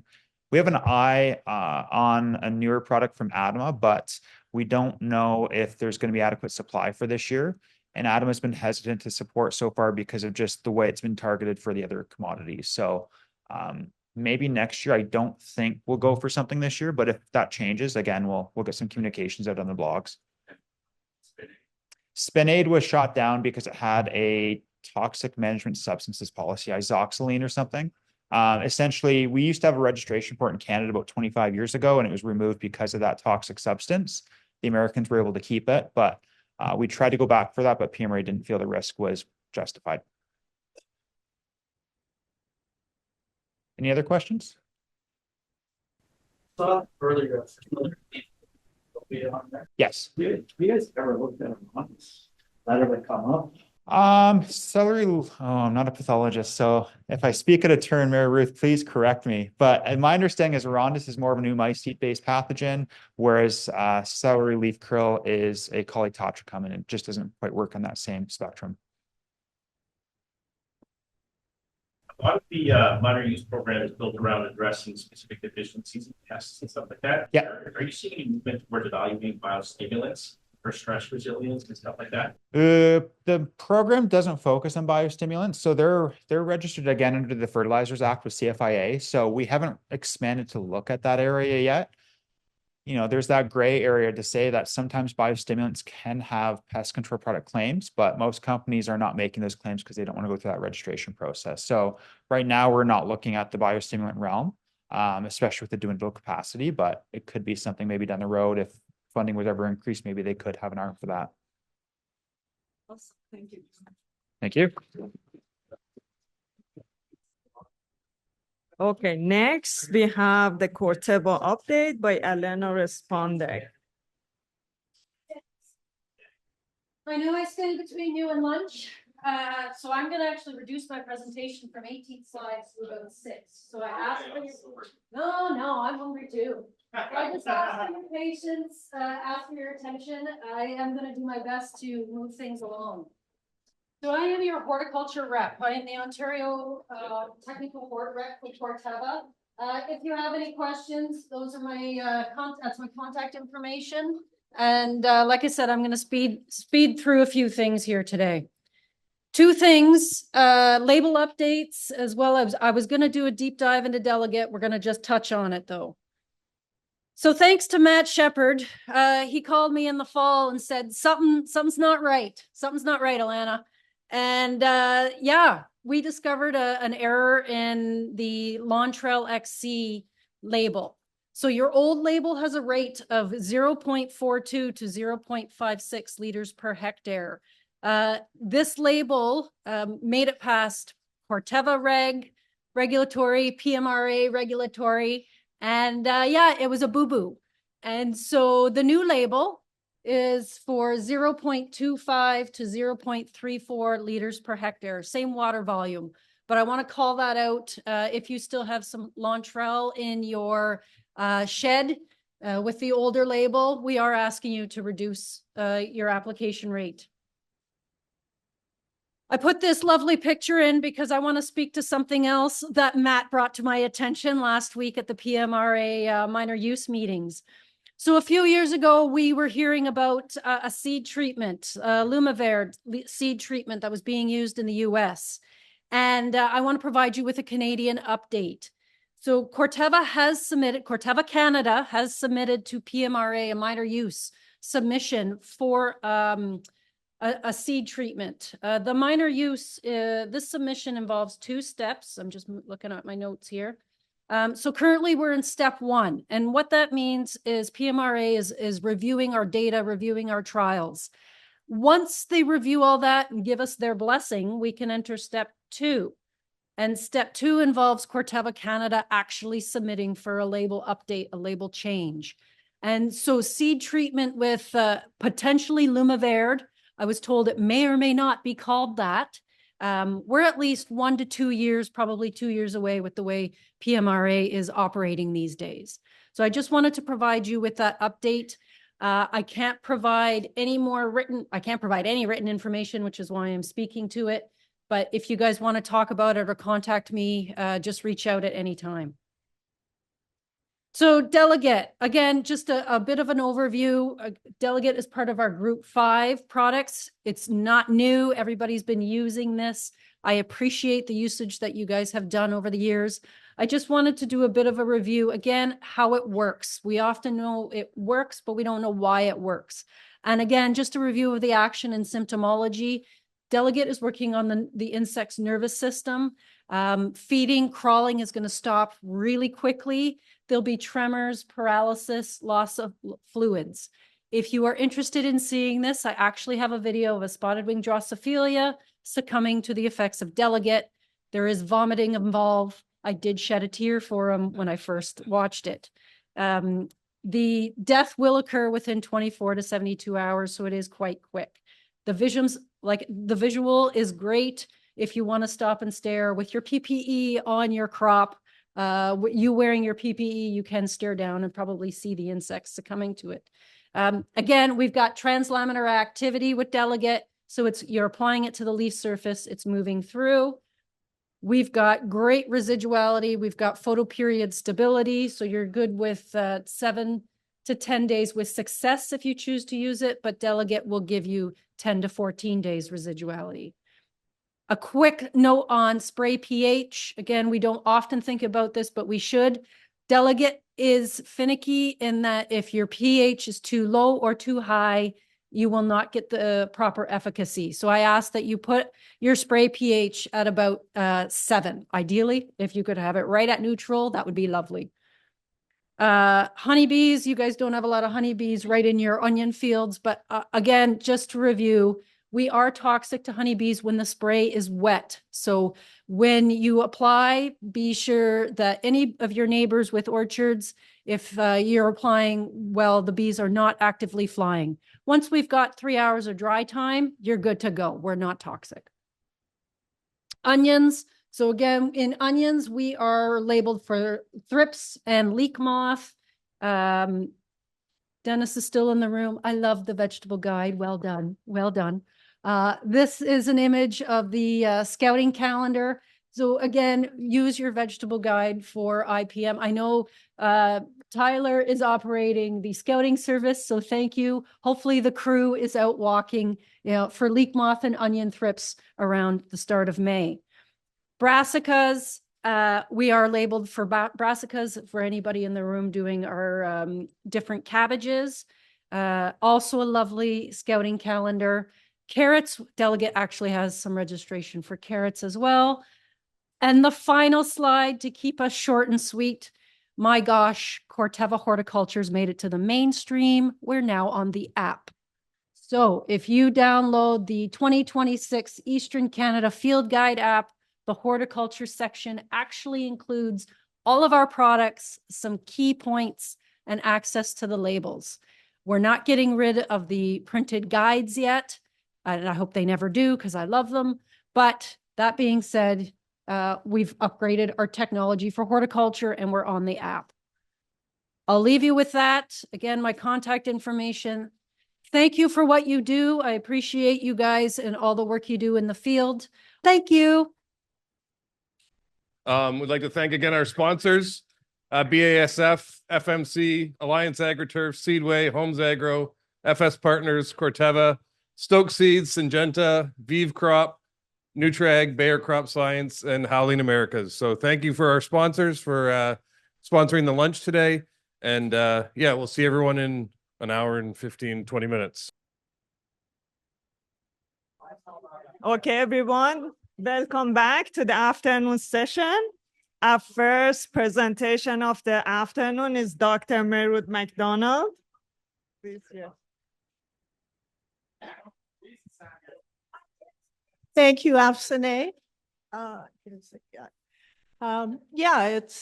going to be talking about the rest of the onion research that we did. Since you heard all about our Stemphylium work this morning.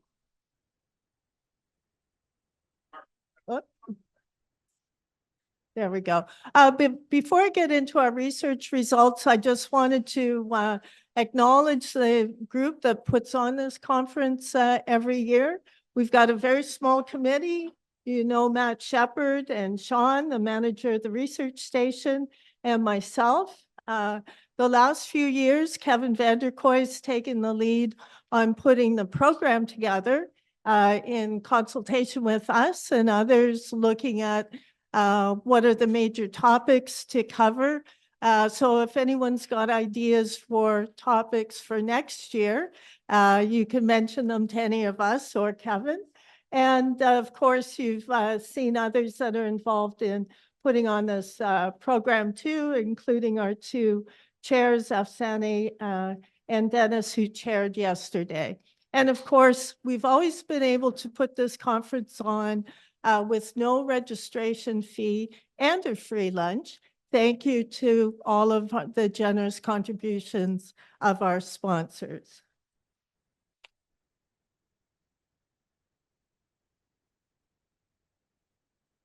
So most of you are familiar with onion maggot and onion maggot damage. Fortunately, we don't really see this level of damage anymore. And it's only in our trials and our untreated plots where we see onions that have all those maggots in them. You'll all be familiar that the biggest damage or the most damage occurs in the spring, the first generation, but we can see damage throughout the year. And the last 3 years, we've been involved in a large trial organized by Brian Nault. You've heard him speak at this conference before. He does a lot of work on onion maggot in New York State. And there have been several sites across the US, and it includes us here in Ontario. We've been looking at new products, especially this one, plinazoline. We were looking at it in a lot of different combinations initially. We're still interested. It's going to get registered at some point, we think, but it's going to take several years before we get there. So we've reduced the number of treatments with plinazoline, and there's been more emphasis on combinations of the different insecticides. You've heard a little bit already about Lumiverd. It's a formulation of spinosad. We've had data for many years on spinosad. It does a good job of controlling onion maggot, and we're really looking forward to this being registered for a seed treatment on onions. And we're going ahead with this again in 2026, but also be showing you the data from the last couple of years. Another question has been, since we know that seed corn maggots also attack onions, are the onions here mostly attacked by onion maggot? What contribution are seed corn maggots having to the damage that we see? So Brian Nault's group did a lot of research on this, and not a big surprise, most of the damage is by onion maggot, but there are some seed corn maggots that do damage to the onions as well. And they also realized that, again, not a big surprise, that proportion changes. Yeah? Is seed corn only bring the maggot or field corn also bring? Or is it the same? The corn I would grow here in California. Yeah. Okay. Yeah, so it's called the seed corn maggot, but it's really a seed maggot. So it attacks corn and other large seeded crops like beans, and it's got a really wide host range. Yeah, exactly. But the, if you will, the official name, just like onion maggot is onion maggot, this other one is called seed corn maggot. But yeah, it attacks the cattle corn that's widely grown in Ontario. But most of what is attacking our onions are onion maggots. And there's some subtleties between which insecticides are better on onion maggot and better on seed corn maggot, which is the main reason why they wanted to sort out how much of the two different species were involved. But that proportion will vary from year to year and by week to week in the year.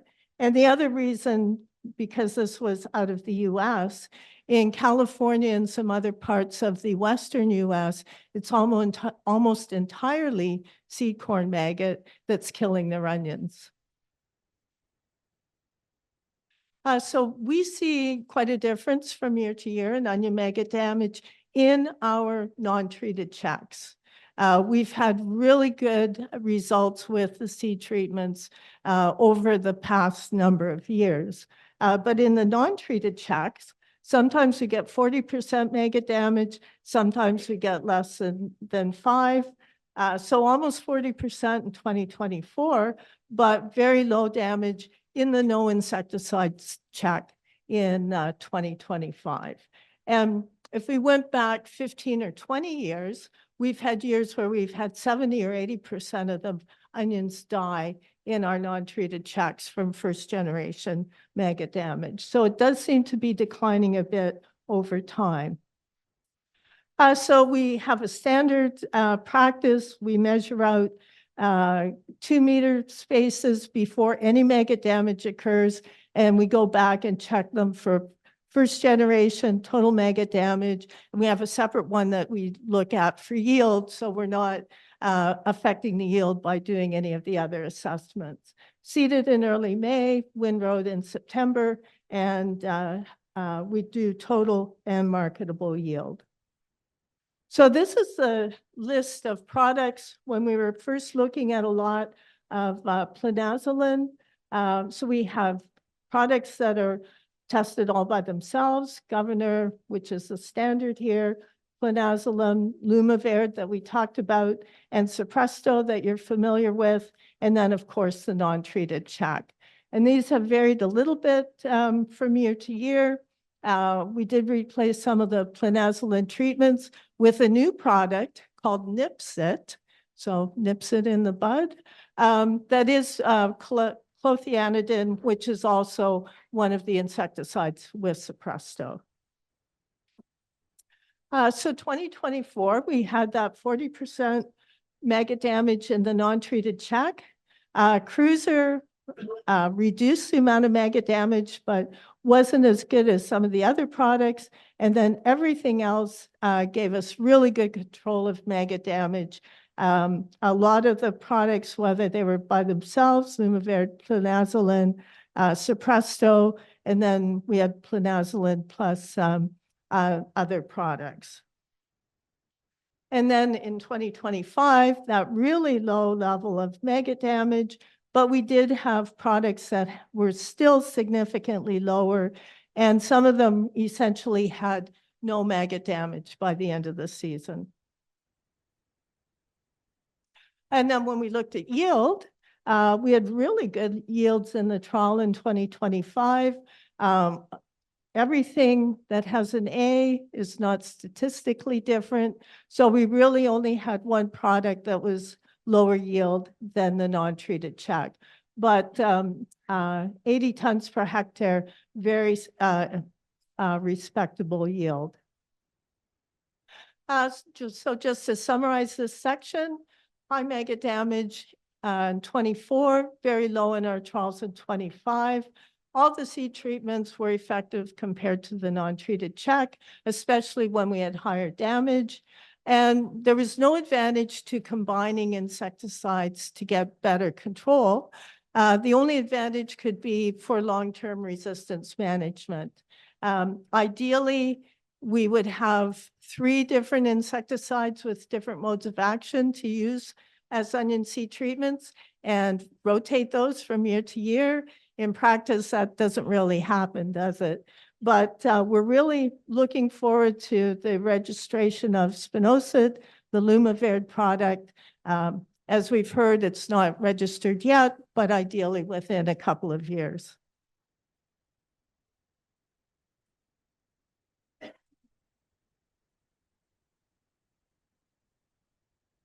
So just one quick comment about onion downy mildew. You'll be hearing some more about the forecasting from Tyler later on today. And we didn't see any downy mildew in 2025, none in our trials and none that we were aware of in the field. We do forecast for this disease. And there was one date where there was, the weather was conducive for downy mildew and there were downy mildew spores on our trap. So there was a warning to spray onions to protect them for downy mildew.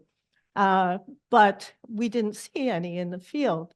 So since we've been doing this downcast for the last 14 years, we have had 3 years where we had that, the weather that is conducive for the disease, and we saw the spores, and we recommended a spray, but no downy mildew developed. So false alarm, essentially. The good thing, to me, the really good thing, is that we've never had the opposite take place, where we said there's no risk of downy mildew, and then it developed in the field. So if we're not going to be perfect, it's much better to have the occasional false alarm. We're continually trying to improve this forecasting, but it is working well for onions in this area. And then we are continuing to do fungicide trials for downy mildew, but some years we just have no results because there's no disease. But we're continuing to see that Arondis is effective when downy mildew shows up, as in 2024. And whenever there's an experimental product, we have a look at that as well. So the last few years, we've been doing some work looking at different soils labs and the results that came back. We've seen this many years ago, and we've had some questions about it over time.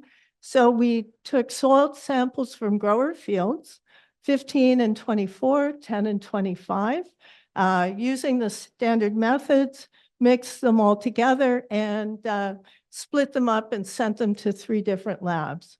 In 24, SGS is the one we tend to use. A&L is very commonly used for growers on the marsh. And one of the crop consultants said Brookside was by far the best soil test lab. You have to send your samples there. So we sent them to Ohio to look at that. And then this past year, SGS, A&L, and we thought we better pick a third one that's accredited in Ontario. So we sent them to Stratford Agri-Analysis. So we wanted 3, because if we've got 2 and they've got different results, you don't know which one is right. But hopefully with 3, it would help determine that. So 2024, this is the average of 15 different grower fields. So for phosphorus, if your soil test comes back over 61, the OMAFA recommendations say you don't need to apply any phosphorus. So SGS was way over 61.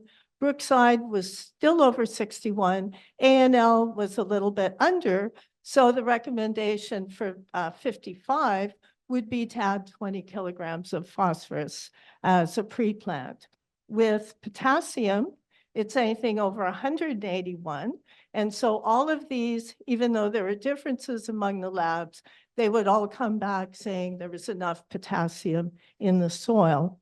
And interestingly, but the only thing the labs agreed on was pH. So that was good. They were all doing the same thing. And I was surprised that even the organic matter, percent organic matter came back with different numbers. And when we averaged those 3 results from the 3 labs for each of the fields, we saw quite a range, especially for phosphorus. You know, still some fields that were lower that would we'd recommend some phosphorus application, and a lot of fields that already were coming back with sufficient phosphorus. And the same with potassium, a couple of fields that were low enough that there would be recommendation for potassium. The pH, that's more for your information, not a surprise. The pH of those fields fell within what we would expect for the marsh. And then 2025, here we have the Stratford labs as well. So SGS, again, for phosphorus, high. Stratford labs, you know, much higher, almost double. We're not quite sure about that. And then A&L labs was coming in with a lower amount. So again, this would, the recommendation would be to apply 30 kilograms a hectare of phosphorus. And again, the potassium, no potassium, and maybe just a little bit. And again, the pH was pretty common, consistent, and the organic matter was a bit different. So OMAFA is aware of these differences among the labs, and their specialist, Tejendra, is working with the labs to try to get them to be more consistent. For mineral soils, they're all coming back with the same results. It's just muck soil is unique. There's different things when it comes to handling the muck. Well, it depends. Like when they're all different, it's really hard to say. Are you just going around all different, like, more places? Good question. Yeah. So I'll skip that yield part for now. And so whatever lab you pick, use the same one for consistency, right? So you can see if there's any changes from one year to the next. If you want to compare your results, you can split some of those samples and send them to a different lab. I know 1 or 2 growers have done that just to see how they compare for themselves. Ideally, use a test strip in your own field or your own field so you can see which of those recommendations works best on your farm. If you don't want to leave the whole strip, I'd suggest turning off the fertilizer application a few times, mark where the strip is, and then halfway through the summer, see if you can see for yourself where you turned off the fertilizer and where you turned it back on. So, and we've been doing some work on tissue testing, and we will be continuing that. So if growers, we had a number of growers participating in these soil tests. If you want to participate in the tissue tests, we'll be looking for people to do that as well. So just back one, a number of years ago, we did these trials on growers' fields, looking at rates of phosphorus based on the SGS soil test. And so this is SGS. And as you can see, they're all over that 6.61 parts per million. So we had no applied phosphorus, 40 or 50 kilograms per hectare of MAP, 75 or 100. And when you've got high phosphorus in your soil, the no phosphorus was 66. In this case, it went down as you applied more. We did have lower yields in one field. In other fields, it doesn't necessarily go down, but there's no statistical difference between no phosphorus and applying up or over 100 kilograms per hectare. So it was really hard for us to find fields that were below that 61 parts per million level, but we wanted to check if we got these higher numbers, would we see a difference in yield with increased phosphorus. And these are actual growers' fields, large strips that were applied by a commercial fertilizer company. So we want to do them in grower fields with the actual cultivars and the actual production practices, everything else being the same. Yeah, so back to this, and there are different philosophies about building up the fertilizer in the soil. And you can look at it as a bank account. You want to make sure that you've got some extra so there's no deficiency. But I would argue that's not always like a bank account. Sometimes it's like a bucket. If you put too much in, you're going to lose some. This has it running out over the top. Often that's leaching out at the bottom. But I think there's a point where you've got enough fertilizer already built up in the soil. So I'm going to switch gears now. We've already heard about some of the ag robotics. There's very interest. We've been doing some work with this FarmDroid, again with a grower. It seeds and weeds. Geolocates every seed so it knows where it is. So it can go back and cultivate around the crop because it knows exactly where it is. One of the problems is that it's slow. It is a good thing because it's solar powered and it's slower at seeding than it is at cultivation. And right now, one person supervises one robot, but you could have one person that supervises several of these. We've done a lot of improvements in the 3 years. It started out with 3 wheels, 2 at the back, 1 at the front. We determined 4 wheels were better. We improved the cultivator. And one of the main things was to change the seeding from single rows to clusters of 3. And that was largely to improve the speed that it seeded. It was just way too slow to be practical. And then in this coming year, we'll be looking at they're going to try to develop a 2-bed seeder so it can seed 8 rows instead of 4. So the single row, initially it would put all the seeds in just one little row compared to the double rows that growers use. And then this was changed to be more like if you were putting out onion transplants. So you had 3 onions, a gap, 3 onions, and a gap. And this is what, that's what you just saw. This is what they looked at like at harvest. So you can see the double rows here. You can't really see the triple clusters there. But when we looked at the actual yields, no differences in yield. And actually this first year, higher number of jumbo onions where they were seeded in clusters. That's the improved cultivator that is used for weed control. And when we did collect numbers on these, this was last year, we had lots of weeds in June with the FarmDroid that decreased and decreased during the month. And in the grower field, not so many weeds to start, but still a lot of weeds over that couple of weeks. And then when we looked at yield, the conventional is what the grower was growing in the rest of the field compared to the FarmDroid. No significant difference, although worries you a little bit when you see that numerical drop. We did see a few fewer bulbs per meter and not very much differences when it came to the percent of jumbos or other classes. The growers finding that it's important to have one person follow this. You can get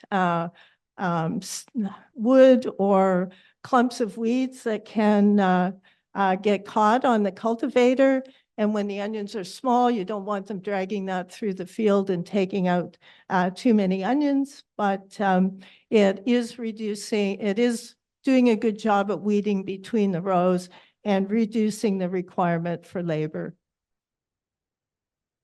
So just to finish up, going through what trials we're going to be doing on onions this coming year.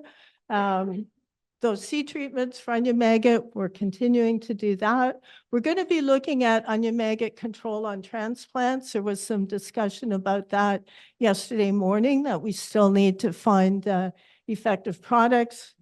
We'll be continuing to look at fungicides for onion downy mildew, still doing some work on those soil test labs. We want to do a little bit more work on tissue testing, looking at the FarmDroid a bit more. We're going to be testing a new electric weeder. So there was a mention of the weeders that zap the weeds with lasers. Well, this one zaps it with electricity. So we'll be looking at that for weeding and for controlling nutsedge. And then, of course, we're doing a lot of work on Stemphylium.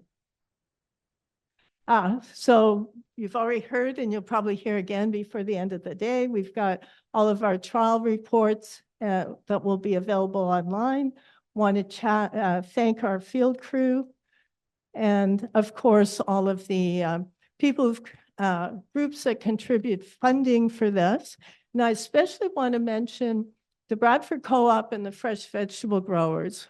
We were successful in getting a larger grant to continue our work on Stemphylium for the next 3 years. And the money we get from grower groups like the Bradford Co-op is critical in leveraging those larger amounts of funding. So that support is really important. And the Haggerty and others we're providing the FarmDroid and some of the other ag robotics. And we also get some money from the California onion growers, which is always nice. So next is the industry updates. Well, good day, and thank you for your interest in Syngenta's industry update. I want to start off today by apologizing for my absence. Grower Information Days is always an event I enjoy attending and being a part of. But unfortunately, a conflict this week does not allow me to be there in person. And as a result, you get a video recording of me here today. So my apologies for that. For those that I haven't met, my name's Eric Phillips. I'm a horticultural specialist with Syngenta. You can see my contact information here on screen, email and cell phone. And today I'm going to spend a bit of time talking about Syngenta's portfolio in carrots and onions and how best to use and position the tools that Syngenta can provide you in a program, as well as talking about biologicals and really the role they have to mitigate stress. So we'll start with carrots, and as I alluded to, right, talk about how best to use those tools that are available to us today in a program. So on screen here, you see Syngenta's portfolio in carrots. And again, in this particular case, no new or significant changes to the portfolio for the 2026 season. I do want to highlight the application here of Allegro as part of your program. Of course, white mold is one of those challenging diseases that we deal with in carrots, and unfortunately, there are only a handful or a few tools that are effective for white mold. So I just want to talk about a little bit here about how best to use Allegro in your program to mitigate this disease. So Allegro, it's important to remember, is a contact fungicide, right? So it's not systemic, it's not going to move through new growth. And as a result of that, I do prefer an application of Allegro prior to complete canopy closure, right? This is to get some of that product on the soil and into the crowns of the carrots before it becomes very difficult to penetrate the canopy later on in the season. So with that in mind, start your white mold management program with Allegro, then potentially rotate to some of the systemic chemistries that are out there before potentially having to, again, rotate back to Allegro later on in the season if your white mold pressure continues to be significant. Next, we'll discuss onion production. And again, onions a little more nuanced, right, with that difficult to control disease in Stemphylium. So we'll start there. And on screen here, you see a list of Syngenta's portfolio. 3 different products that I'm going to spend a bit of time talking about here. First is Allegro. So we just talked about it in carrots and it being an effective tool there. And similarly, Allegro is a very effective tool in onions. As a group 29, it is a unique mode of action. And while it provides suppression of Stemphylium, it makes it a very good rotational partner to the other modes of action that we rely on. Next is Aprovia. Aprovia from Syngenta contains one of our standalone group 7 modes of action and molecules. And then last but not least is Miravis Duo, a group 3 and group 7 from Syngenta, and arguably probably our most effective Stemphylium product in the portfolio. Having said that, though, relying on any one of these products, I would suggest is not a great strategy, and incorporating them in a program is most effective, not only for the short term, but for anyone farming for the long term.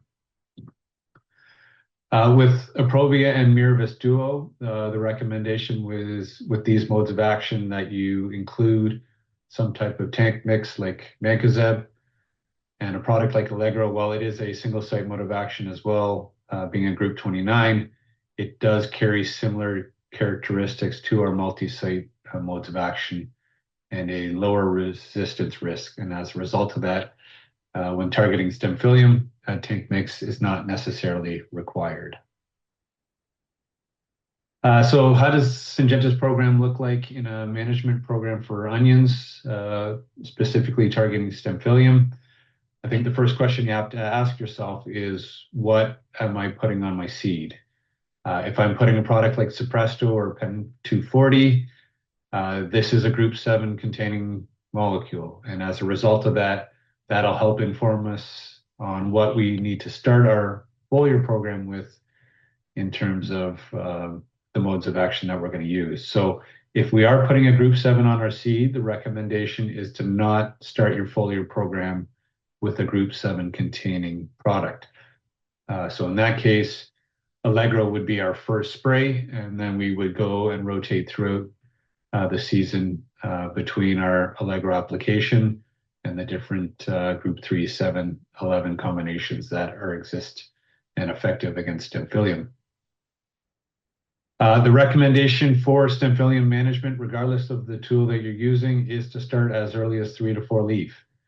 Again, that's early on in the season, but what we've come to learn with Stemphylium is being ahead of this disease and keeping the plant tissue as healthy and as green as possible is our best defense. And as I alluded to earlier, right, anything below the line here is recommended to be mixed with a mancozeb application for resistance management. Another consideration to add to your application program is starting to introduce biostimulants. Again, these are intended to mitigate the stresses that the plant goes throughout the growing season. And again, as I alluded to, if we can keep our plants as healthy and stress-free as possible, we know Stemphylium loves to feed on dead and stressed tissue. So the combination of a biostimulant and our fungicides could potentially stave off that Stemphylium infection a bit longer. Now, of course, this recommendation is strictly targeting Stemphylium, right? We do need to be cognizant of some of the other diseases that can impact our yield and quality, downy mildew being one of those, right? And I'll touch on downy mildew here shortly. But before that, here, just quickly, are the 3 products that I highlighted: Allegro, Provia, and Miravis Duo. Just a glance at their label in vegetables, highlighting the crops that specifically we talked about here today, being carrots and onions. So with Allegro in carrots and onions, you've got a single-use rate. And so that rate that you're using in carrots is the same rate that you would apply in onions. So 470 mils per acre. And as a result of that, 1 jug will treat about 20 acres. You're allowed 3 applications of Allegro in carrots per season and up to 5 applications in onions per season. And the rain fastness with Allegro is about 2 hours. Next here is a Provia, again, highlighting the uses in onions, a couple of different diseases that we target, but specifically note the single-use rate again here of 300 mils per acre. So 1 case of a Provia will treat about 40 acres in onions. The label here does allow up to 4 applications of a Provia per season, but knowing the resistance risk, the recommendation would be that you make no more than 2 applications of our Provia in a given season, and the rain fastness for a Provia is 1 hour. Last but not least, Miravis Duo. Again, in this case, highlighting the carrot and onion uses. So very similar, if not identical, use patterns in carrots and onions. So 400 mils per acre, so 20 acres per jug. While we talked about a Provia having up to 4 applications per season, the same here applies to Miravis Duo. While we are labeled for 4 application, the recommendation is that you make no more than 2. And the rain fastness for Miravis Duo is 1 hour as well. So what about other diseases of concern, right? So that was Stemphylium. What do we come to understand, and what do we need to consider when it comes to downy mildew being one of those problematic pests? So what does downy mildew love? It's those cooler temperatures, those foggy or misty mornings. Anytime we see significant moisture or prolonged moisture in the canopy. And it's certainly a risk in and around thunderstorms as well, right? Downy mildew is an airborne disease. So anytime we get some significant storms throughout the summer, we need to be cognizant of some downy mildew pressure. Being a cooler temperature or water-loving disease, it comes as no surprise that this past year, being as hot and dry as it was, that pressure was lower. But let's keep in mind though, right, if we've got irrigation and prolonged wetness, it could be an environment conducive for downy mildew development. And what I would say about downy mildew is that it's similar to Stemphylium in that we call it a community disease, right? Not only do we need to know what's happening in our own fields, but what's happening in our neighbors' fields. So taking advantage of the scouting reports and the different tools that we have, whether it be weather stations or social media and agronomic reports that are available to us to understand what's happening, not only in our fields, but in and around our fields. Syngenta has two products for downy mildew, two very effective products for downy mildew being Arondis Ultra, a group 49 and 40. Arondis Ultra is a mix of Arondis and Revis. And then we've got Arondis Gold, group 49 and a group 4. In this case, a mixture of Arondis and Retinol Gold. The recommendation, either product that you're using, is that you're rotating it with a multi-site or low resistance risk molecule after application. So something like a Mancozeb or Eliot. The label at a glance for Arondis Ultra in bulb vegetables or onions, again, in this case, only targeting downy mildew, single use rate of 160 mils per acre. So one jug will treat about 24 acres, and the rain fastness for Arondis Ultra is 1 hour. Note the recommendation also with Arondis Ultra is that you use a penetrating surfactant. This is a recommendation on label and will greatly improve the efficacy of the product.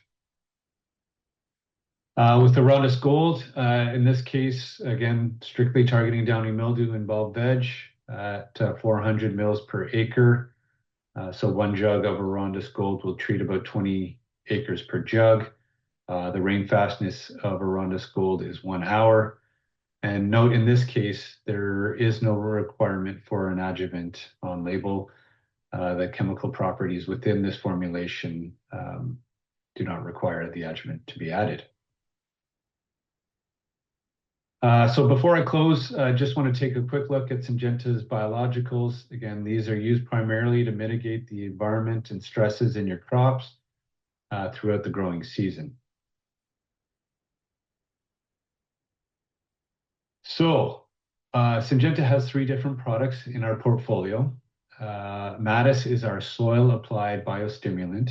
In this case, the ingredients in Mattis are intended to promote root growth, improve nutrient cycling in the rhizosphere, and really improve the soil structure around the plant. Next, we have Invita. Invita is our biofertility product used to mitigate nitrogen stresses. We have a new formulation for 2026. It's a dry formulation, a little easier to use and carries a longer shelf life. Really with Invita, what we're trying to do is establish a symbiotic relationship within the plants by fixing nitrogen from the air and putting that into the cells of the plant. And then last but not least is Megafol. Megafol is a foliar anti-stress and growth activator biostimulant. That's a long title, but really it's intended to help reduce the negative effects of abiotic stresses throughout the growing season.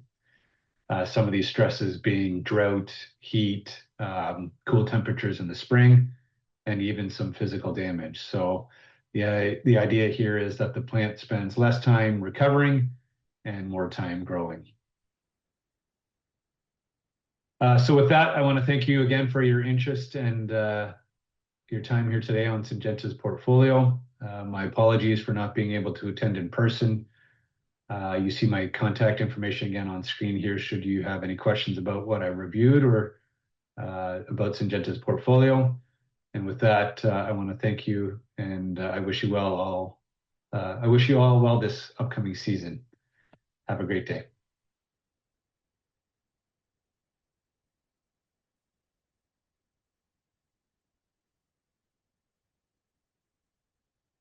First off, our objectives of the program. So we want to provide growers with scouting, disease and insect forecasting. We want to be able to provide growers with identification and diagnosis of diseases or insects or weeds. Anything you have in your field that you're concerned about, feel free to bring it in.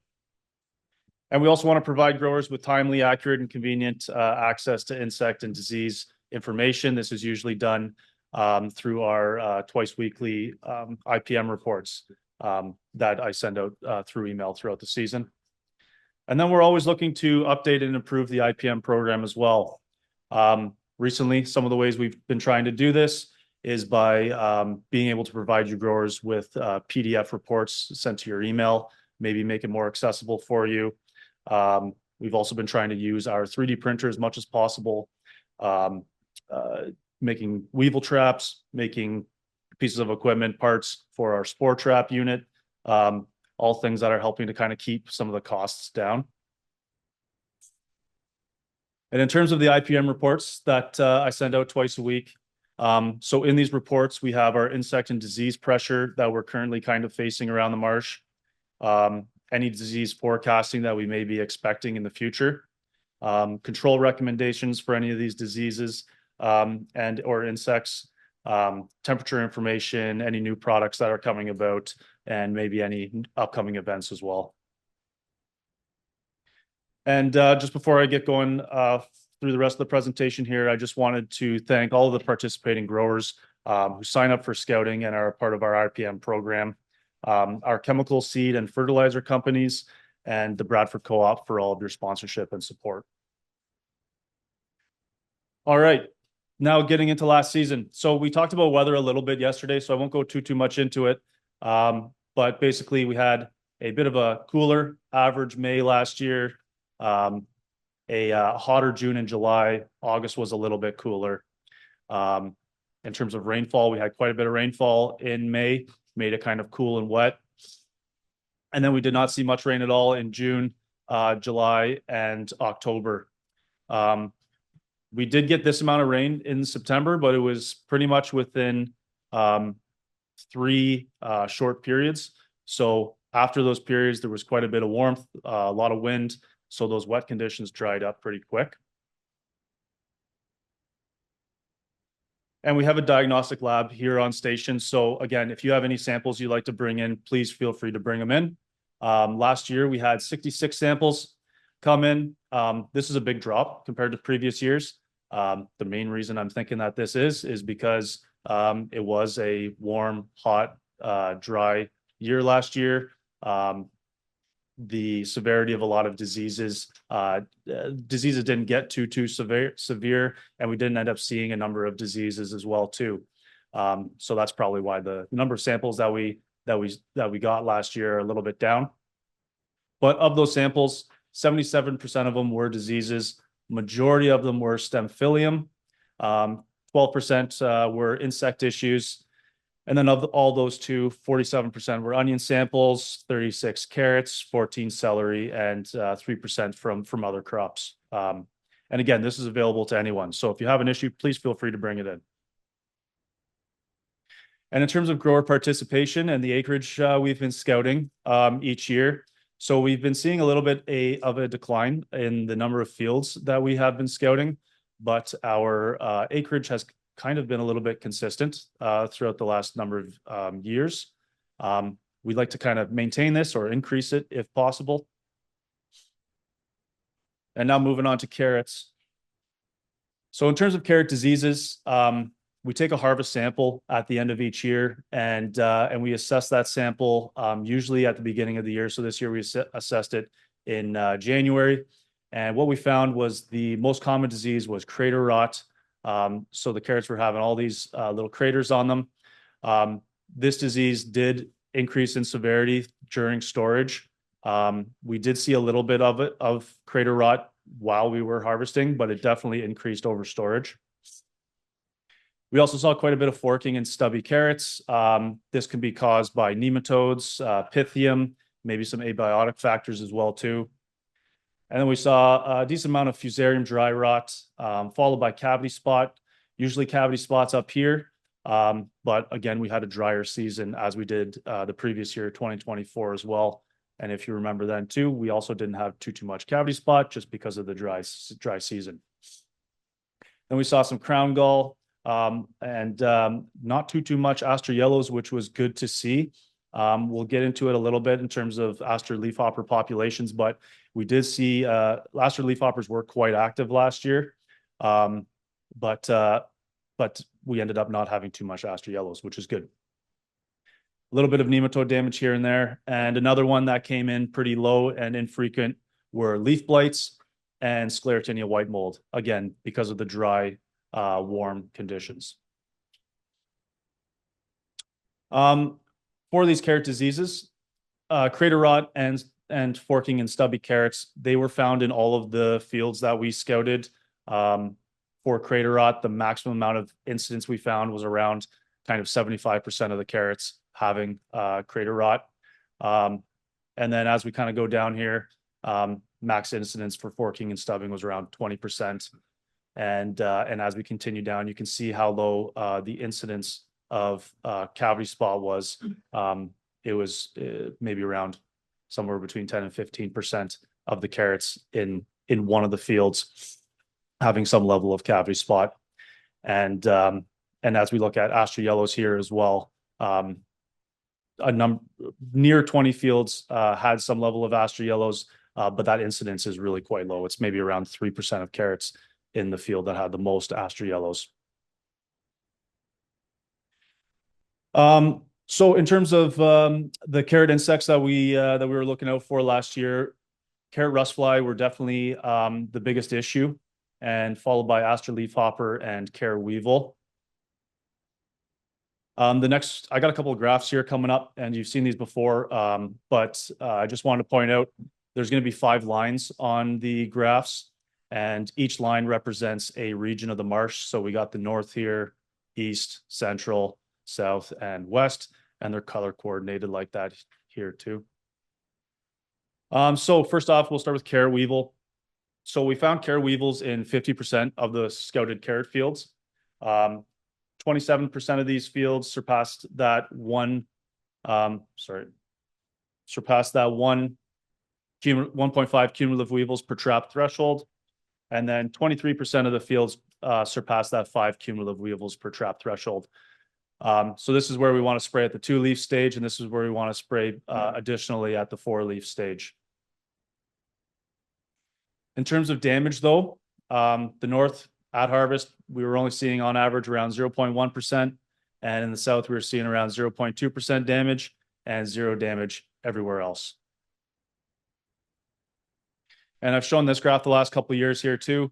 But I just wanted to kind of show it to show the success of Rymon and potentially the rotation with XRL for the growers that are using XRL as well here too. But after Rymon was registered, we had quite a bit of uptake around 2019 or so. And we really started to see that the population of weevils per trap drop throughout the years. We had this really nice trend going last year. We had a bit of an increase. Maybe this is a bit of an anomaly, but we'll see going forward here. But maybe more importantly than the population over time is the amount of damage that we have been seeing. So again, kind of since 2019, since a lot of growers started using Rymon, we see this complete drop in the amount of weevil damage that we have been experiencing, which has been great. So Rymon has been an excellent product.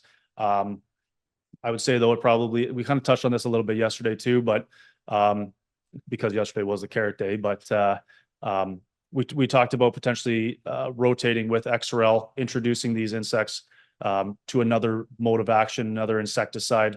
So I kind of say if you were kind of around those lower to mid weevil counts in your field, it might be important to use an XRL application, either your first, so the 2-leaf, or if you're kind of getting up to that, you're going to spray again at that 4-leaf stage.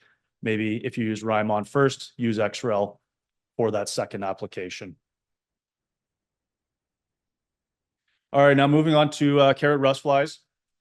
So carrot rust flies were definitely more of the bigger issue this year. Earlier in the season, we did see quite a bit of activity during the first generation. Now, this first generation doesn't cause any damage, but it usually can be an indication if you are getting high rust fly counts in your field. You may potentially have higher counts later in the season. So you just want to kind of keep track of that, especially when we start getting into that second generation, kind of around mid-July into September. That's when we kind of expect that second generation to come about. We did see about 36% of fields surpass our 0.1 flies per trap per day threshold during this second generation period of time. And pear rust fly damage, it was sporadic throughout the marsh, but we did see around 1.3% damage in the north, 1.5% in the east. We had 13.8 in the central region and 3.4 in the south, and we didn't have anything in the west. In terms of aster leafhoppers, so we had quite a bit of aster leafhopper activity from mid-June to mid-July.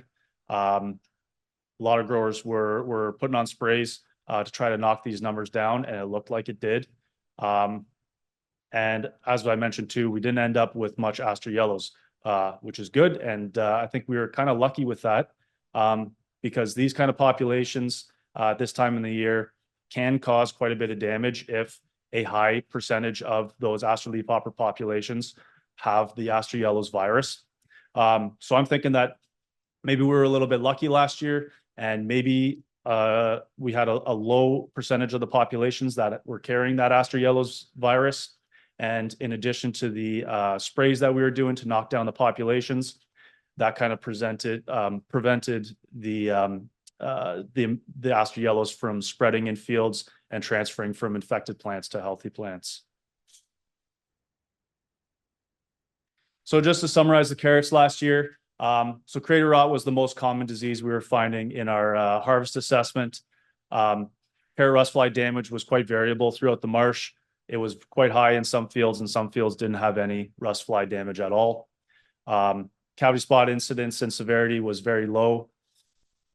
Aster yellows, again, was minimal, considering the high populations that we were seeing. Leaf blights were also very low, again, because of the dry conditions. Same with Sclerotinia white mold. And we, once again, had very low carrot weevil damage. Again, probably attributed to the continued use of good insecticides at the proper time over a number of years now. Okay, now moving on to onions. So the onion diseases that we were seeing were, of course, Stemphylium. Stemphylium severity, though, wasn't as bad as it was the last previous years prior to 2025. Again, because of the drier conditions. Pink root was quite common as well too, but it wasn't too severe. And then we were seeing things like, Fusarium basal rot, purple blotch, and white rot, bacterial rot, and smut were quite minimal as well too. And as Mary Ruth said, we didn't find any downy mildew in the marsh this past year, and we didn't see any botrytis either. We haven't seen botrytis for a few years now. And just in terms of the percent of fields that were infected with these diseases or had symptoms of these diseases, Stemphylium was found in all of the fields scouted. Most fields basically every plant had some level of Stemphylium on them. But again, the overall severity was quite low compared to previous years. Conditions just weren't conducive enough to really get that disease to really super damaging kind of levels. For pink root, it was found in all fields as well too. Max incidence, though, in one of the fields was only around 50%. And then as we kind of go down here, a little bit of white rot and bacterial rot were seen as well too. Bacterial rot, considering it was such a dry year, or a drier year, I should say, bacterial rot was more common in fields that had more frequent irrigation on top of the warm, hot conditions. When we look at the growth of Stemphylium throughout the season, you can see this sharp increase around the middle of July. Now, this likely happened because near the end of June into the beginning of July, we were starting to get these more frequent rain periods. And that started kind of creating those more conducive environment for Stemphylium to develop. So we see the sharp increase in the amount of Stemphylium that we were finding in each field, as in the number of plants that had some symptom of Stemphylium. And then from that point on, it kind of just steadily increased from there. Again, steadily increasing. This isn't uncommon or anything like that. And again, the severity overall was lower than in previous years. Now for onion insects, the main ones were thrips and onion maggot fly. So in terms of thrips, thrips populations were quite low throughout the season. No thrips actually surpassed that 3 thrips per leaf threshold. Growers were getting on that those Movento applications as those thrips populations were growing, which was great. And then, as thrips populations were maybe nearing that 3 thrips per leaf mark, you can go ahead and use that Agromech, Delegate, XREL, Manecto Duo following that. In terms of onion maggot fly, the degree day model predicted the first adult emergence around May 13th, and then we first trapped them on our traps on May 20th. Their populations were quite sporadic throughout the season, but they were quite low too. And we really didn't see any onion maggot damage at all, likely thanks to Suppresto, the seed treatment on most of our onions. So just to summarize the onions, Stemphylium leaf blight again was present in all fields. Severity was lower. No downy mildew this year. Pink root was present as in most years. Severity was quite low. White rot and onion maggot damage were quite low as well too. They were mainly only found in our transplant onion fields that we were scouting. And thrips populations were quite low throughout the season as well too, which was great. And I'd like to kind of attribute that to good insecticide programs from everybody. And again, we had many days of hot, warm, dry, and windy days that really helped limit the amount of disease that was coming about in the marsh. And just to touch on celery real quick. So the most common celery disease that we were finding was Cercospora. It was quite common. Severity was quite low, and it was managed well. A little bit of Septoria as well too, but that was managed well as well. Leaf curl was quite infrequent. We found a few plants throughout the season. Probably we were only finding so few just because of the dry conditions once again. And then after that, we were finding very low instances of pink rot, fusarium, bacterial blight, and rot and astrellos. And we did find a little bit of black heart as well. In terms of our celery insects, tarnished plant bug was definitely the most active. There was a little bit of damage, but it was really managed well, and nothing was too severe. Our aster leaf hoppers were managed well too, and we saw a little bit of aphids, nothing major, and we didn't find any care weevils in the celery this past year. So that was just kind of a brief overview of the IPM highlights from last year. More information is available in the Green Book. I think there's some more copies out there if you'd like some, and it's also going to be available online too if you want to check it out there. So just kind of moving into this season here for scouting. So just a bit of an overview. The diseases that we're generally looking for are downy mildew, botrytis, Stemphylium leaf blight, of course, white rot, sclerotinia, white mold, downy mildew of lettuce, and general blights. We use some forecasting models to help predict when these diseases are a risk.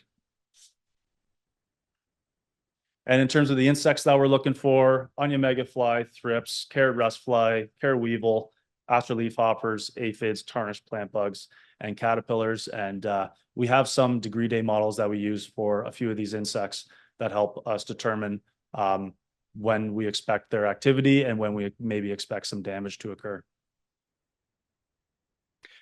In addition to the forecasting program, we also have a spore program. So the spore program is very helpful in determining the actual risk of a disease that we're concerned with. So conditions may be decent for a disease, but if we're not finding the spores in the air, the potential for that disease becomes much lower.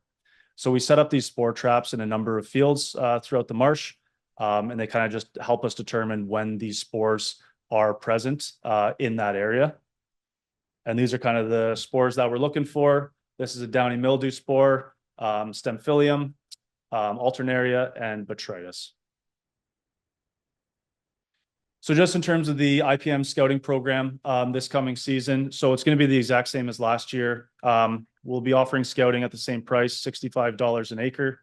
We'll be scouting your fields twice a week from May until the end of the season. And we'll be doing your carrots as well too, once a week throughout September. I'll be sending out that IPM report twice a week throughout the season too. And if you're interested in signing up, feel free to just please let me know. Give the station a call, send me an email. I'll be calling around in a couple of weeks too, so no worries there. And this is just an example of our PDF emailed scouting reports.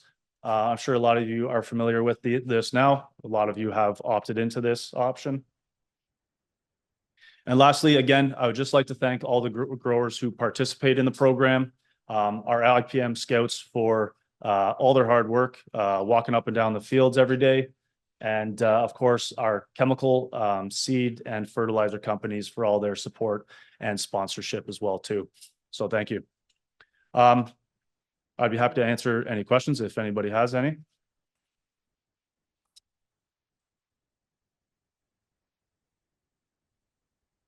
Talked about before where the alpha yellows, if they're infected or not. Yep. So they can check that investigate, can they not?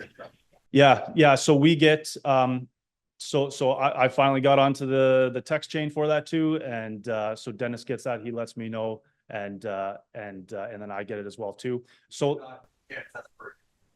so we started to look into it a little bit. We don't have anything locked down just yet. So the numbers that we do get from Michigan, it's a good it's something to keep an eye on. It doesn't mean we're 100% going to be getting that same infectivity over here.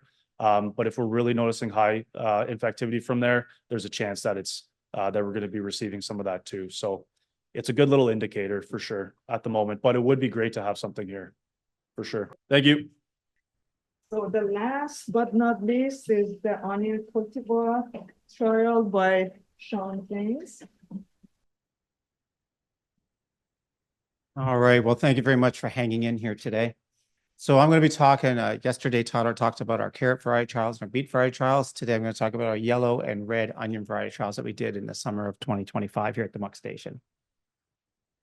So we seeded the yellows on May the 8th. We had 37 cultivars from 7 different companies.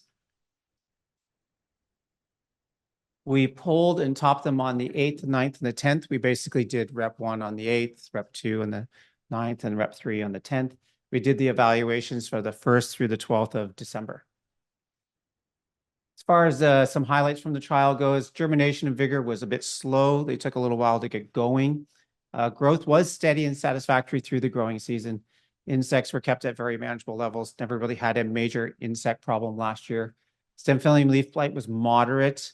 I've seen it more severe, so it was kind of kept under fairly decent levels also. The only thing we did have is a fair high percentage of tip dieback in the yellow variety trial. It is recorded in the green book on a rating that we did at one point in time. And there was no cedars found in the trial last year at all. As far as yields went, they were slightly low. And also we noticed differences between the replicates. So some of the reps were a little better and a couple of reps were pretty decent and one was a bit on the poor side. Stand counts were at about 8.9 seeds a foot. We dropped around 10 to 11 a foot when we were seeding. So we had decent germination and carrying on. The biggest call that we had was peewee or undersized, and that's, you're going to see a little later on with percent marketable. That's where the major drop in percent marketable came from, just having extra small size stuff. Good neck finishes. They were mature. The only thing we did notice this year when we were doing the evaluation, they were slightly lighter in color than what we have seen in the previous few years. So it's a little more lighter, not quite as dark as we have seen in the past. And we also saw a slight increase in some skin cracking in some of the yellows also. So skins were a little bit questionable for 2025. As far as some trial averages, as mentioned already, 8.9. So we got that bumped up a bit from before. Our average bushels was only 925. That was a decrease from what we've had in 2024. Maggot damage only 0.2. So the Everglow and Suppresto is really doing a great job for us.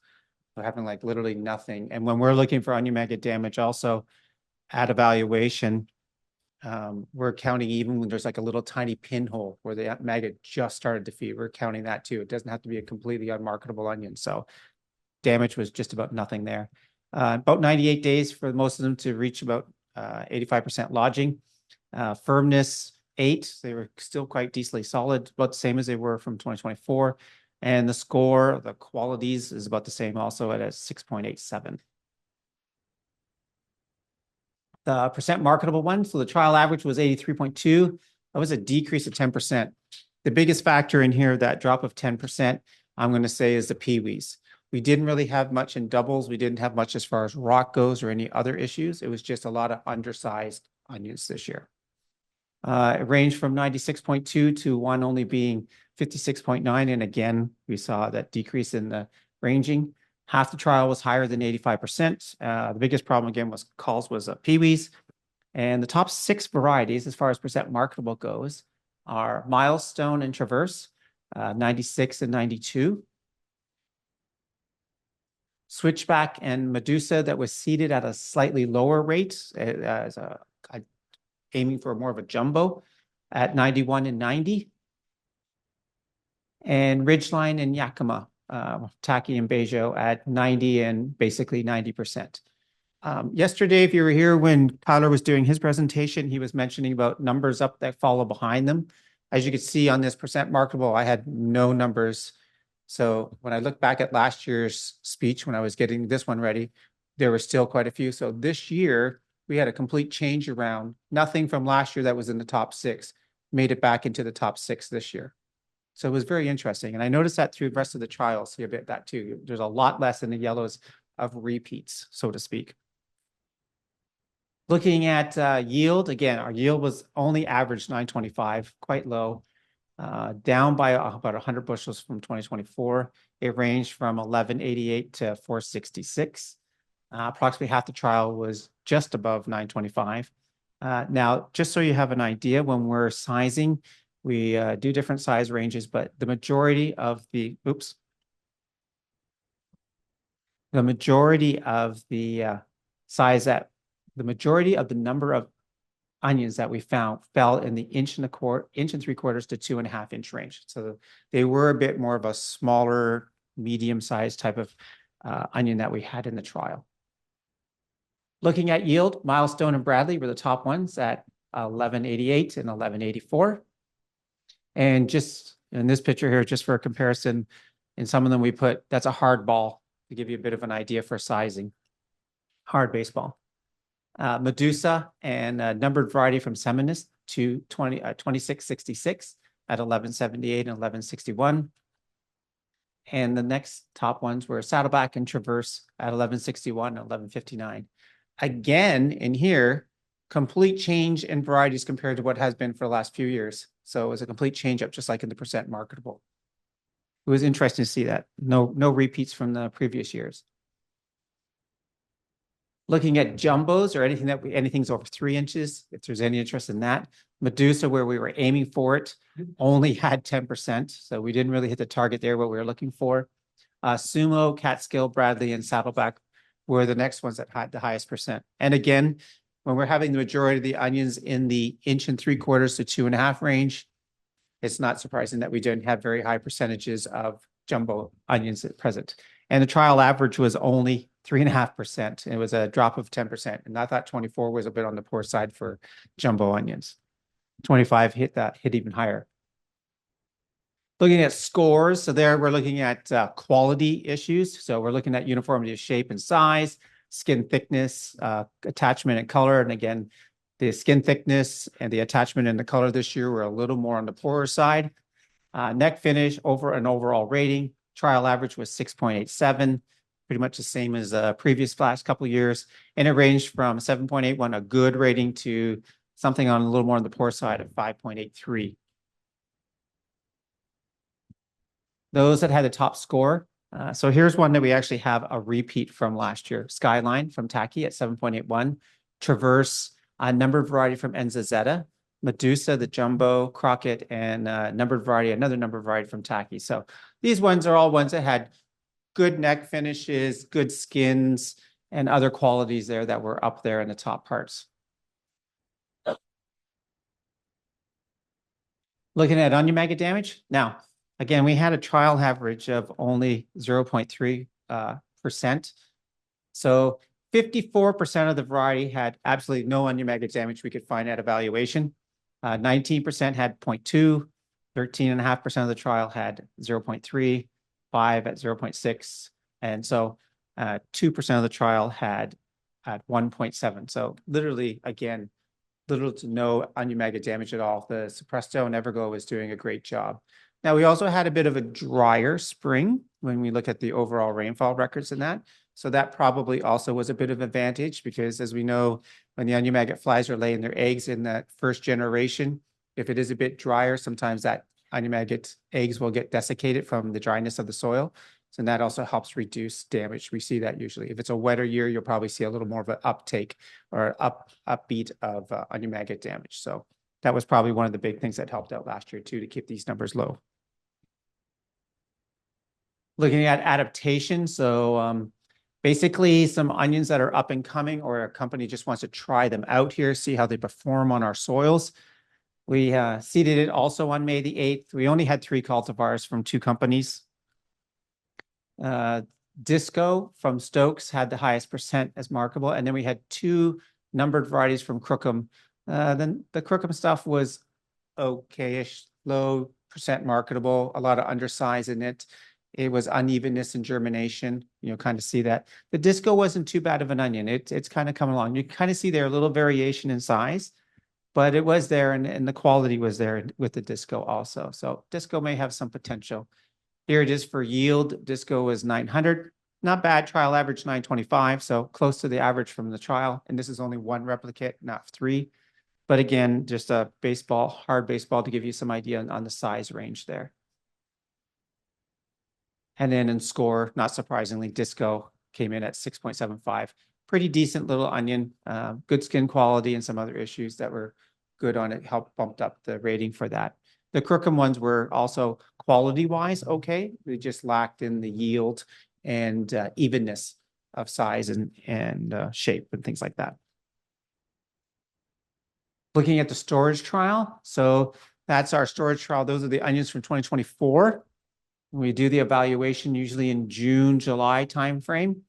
They were in for about 44 weeks. There's 34 varieties from the 2024 variety trial. As far as the trial this year was, the percent marketable jumped way back up.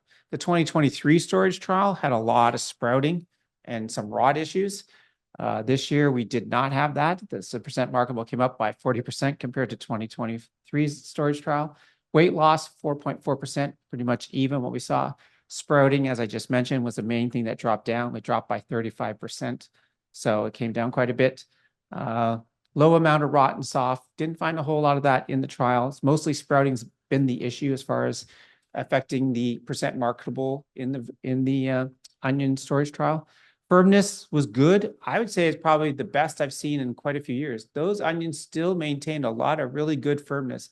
Even something like Highlander that should be basically a sponge by that point in time was still kind of decent. It was a bit spongy, but not nearly what normally we see. So, and again, a low amount of top sprouts and root sprouting. So it was a little more on the tops than there was on the root sprouts that we did see. As far as percent marketable goes, Trailblazer and LaSalle. So there again, remembering the number. So LaSalle's been in the top 4 or 6 of percent marketable from the trials for 4 years now in a row. 94 and 91. You can kind of see here some of the calls that are present, some of the sproutings, and then what's still marketable. Safrane and Switchback second year. So Safrane, there was a little bit of soft and some sprouts and soft also in those ones also. You find 2, where do you find them in the box? Top, middle, bottom? Like there's only two. Well, you know what? No, Brad, that's a good question, to tell you the truth. So what we'll do, just so you have an idea, we have everything placed in the bin like this, right out of the field. We just run it in the combine, we fill that thing up, level it off, stick it into storage, forget about it. I pull it out at that point in time, and then we go through by hand through all of them. To say that sprouting is all at the bottom or all at the top, probably a little more towards the bottom, I would say, for the simple fact we usually see a little more moisture at the bottom of the bin than we do at the top of the bin. But is that guaranteed on every single variety, everything? No, not necessarily. It can vary a bit. The one thing that we comment, it's in the green book, and it's in the comments in the green book, is what we do see is on here is that basal plate. So where the roots are, that basal plate, it starts to pop. So sometimes when it starts, it's just a small little crack of the skin. You can kind of see it's kind of raising out a little bit. Other times it's completely detached and pushing out. And that's usually a good indication too if it's starting to break dormancy. But to call it unmarketable, we only really got to pick something. So we stick with actual roots growing or actual top sprouts popping out. Yeah. Do you do any without we're talking about? Pardon me? Do you store any onions without going through a talk bed, like just cutting them? Or? No. No, we don't sit there with scissors. No, we run it. We do like you guys. We pick it off the field. It comes up the conveyor belt, goes over the top of bed. Now, the only thing we will do as it's kind of going by, and it'd be Tyler, because Tyler's the guy in the back. If he sees a rotten one or something like, he'll set that aside. Yeah, that'd be the only thing. Yeah. Good questions, Brad. So finishing off percent marketable, Powell and a number of variety from Hazara at both, again, 90%. So looking at sprouting. So again, the trial average was 21. Again, a big decrease from what we saw in 2023. But the ones that had the least amount of sprouting presence, that would either be root sprouting or top sprouting. Trailblazer, Safrain, Powell, Horatio, and LaSalle. And of course, LaSalle still being in that top 5 for 4 years in a row now. Ranging from about 2.8% down to about 5% range. So as far as weight loss, important part, how much weight are they losing over a period of time? Trailblazer, LaSalle, Safrain, Catskill, the number of variety from Hazara and Mountaineer, all having the least amount of weight loss. And the trial average was only 4.4. So they, even when they went into storage, they kept their moisture. They didn't dry out a whole lot more than when we took the harvest, we took the weight and stuck them into storage. Now, one other thing, just to be, just so everyone knows, when we harvest them and we get them dried, they're in the onion storage where the coffee was. They stay there till about this time of year. Then I move them into the cold storage with the carrots. So then there's a little more humidity at that point in time, obviously, because the carrot storage has a higher humidity. So, and that can have a slight effect on maybe a bit on sprouting, and also probably reducing some of the weight loss a little bit, but it's only for a few more months. So, and I don't know, like the onion storage itself is pretty on the dry side. So it's going to lose the weight it's going to lose in the first little bit. And also, if we have a good year and neck finishes is nice and tight, usually we see a reduction in weight loss because that neck's tight, nice and tight, is going to stop a lot of moisture escaping from the onion. As far as firmness, again, probably the firmest onions I've seen in a long time coming out of a storage trial. Horatio, a number of variety from Hazara, Trailblazer, Hamilton, and Crockett, all being in the top range. And these were at 9.3. That's, your thumb is just kind of making an indent into this outer surface of the skin. So they were still, I don't want to say rocks, but they were still really quite firm. Even the Crockett at 8.8, that still is quite a firm onion. And as you can see here, Crockett has, in the storage trial for 7 years, been in the top 5. Hamilton for 2nd year and Horatio for 3. Moving on to the reds. So we seeded them. I know this is a transplant from the greenhouse. I did not take a field picture, so apologies. We seeded them on May 8th in the field, direct seeded. We had 14 cultivars from 8 companies. We pulled and topped them on the 10th and 11th of September. We did the evaluations 24th to the 26th of January. As far as germination and vigor go, it was fair. It was a little better than what I saw in the yellows. Entire season growth was steady. I would also say the reds grew better than the yellows. Stemphylium leaf blight was moderate, and I would also probably say that it was probably a little less Stemphylium in the reds than the yellows. Tip dieback, also low to moderate. I saw there was a decrease in that in the reds compared to the yellows. And size was a bit better than the yellows. And if you've been to the back, you probably have noticed that right away. Just in there, the sizing's different. Someone asked me earlier yesterday too, why did I think the reds got a little better size than the yellows? The thing I believe that happened there is when we look back at weather records for May was a bit on the drier side, slightly below our average. And I think June was average. Do you remember? No, rainfall, moisture. June was low also? May and June, right? Yeah. May was high? Okay. All right. So, but where they were seeded was at the very front of the range, and that usually has a little more of a wetter soil. And I did the yellows a little more into the middle of the range, which is usually drier. I think they benefited from that little extra moisture through that month, obviously June, then when it was a bit drier, when they were really starting to grow. I think they got that little extra bit of moisture. And reds sometimes do have a little better root system as far as more roots pushing down. So they probably benefited that way. And I think it showed up in the trial towards the end in the fall. We had good yields, low amount of rot. This year was very low. Sometimes with the reds, we can see some skin rots and bacteritis in the neck. There was nothing. Low percentage jumbos in the 3-inch range. There's a couple of varieties that did really well, but then there's other ones that didn't do so fair. Stand counts were about 7.6 a foot. Again, we were dropping that 10 to 11. Fair neck finish, pretty good skin quality. The only thing that we noticed when we did the evaluation in January, there was a fair bit of bacteritis on the outer dried leaves. So we're we're thinking that that might have been that when we harvested them, they were still a bit damp and they probably would have benefited from being run through the dryer for a couple of days, whereas they were just put into the onion storage with the other onions and a bit of air blowing through them. So I think that was our bad. But that bacteritis on the outer leaves did not translate into bacteritis infecting into the necks. So we were safe that way. So I think the necks were mature enough that it didn't provide the moisture for it to travel down into the necks and cause issues in the quality of the onions. Trial average, again, 7.6 a foot, 1145 marketable bushels, much better than 2023 trial, but the 2023 trial also had to be reseeded, so that's not surprising. Onion maggot damage here again with the Everglow and the Suppresto, like nothing, 0.3. 107 days to maturity, took a little bit longer, and I think that's slightly skewed because the first rep was really slow in maturing. Rep 2 and Rep 3 went down quite nice and normal.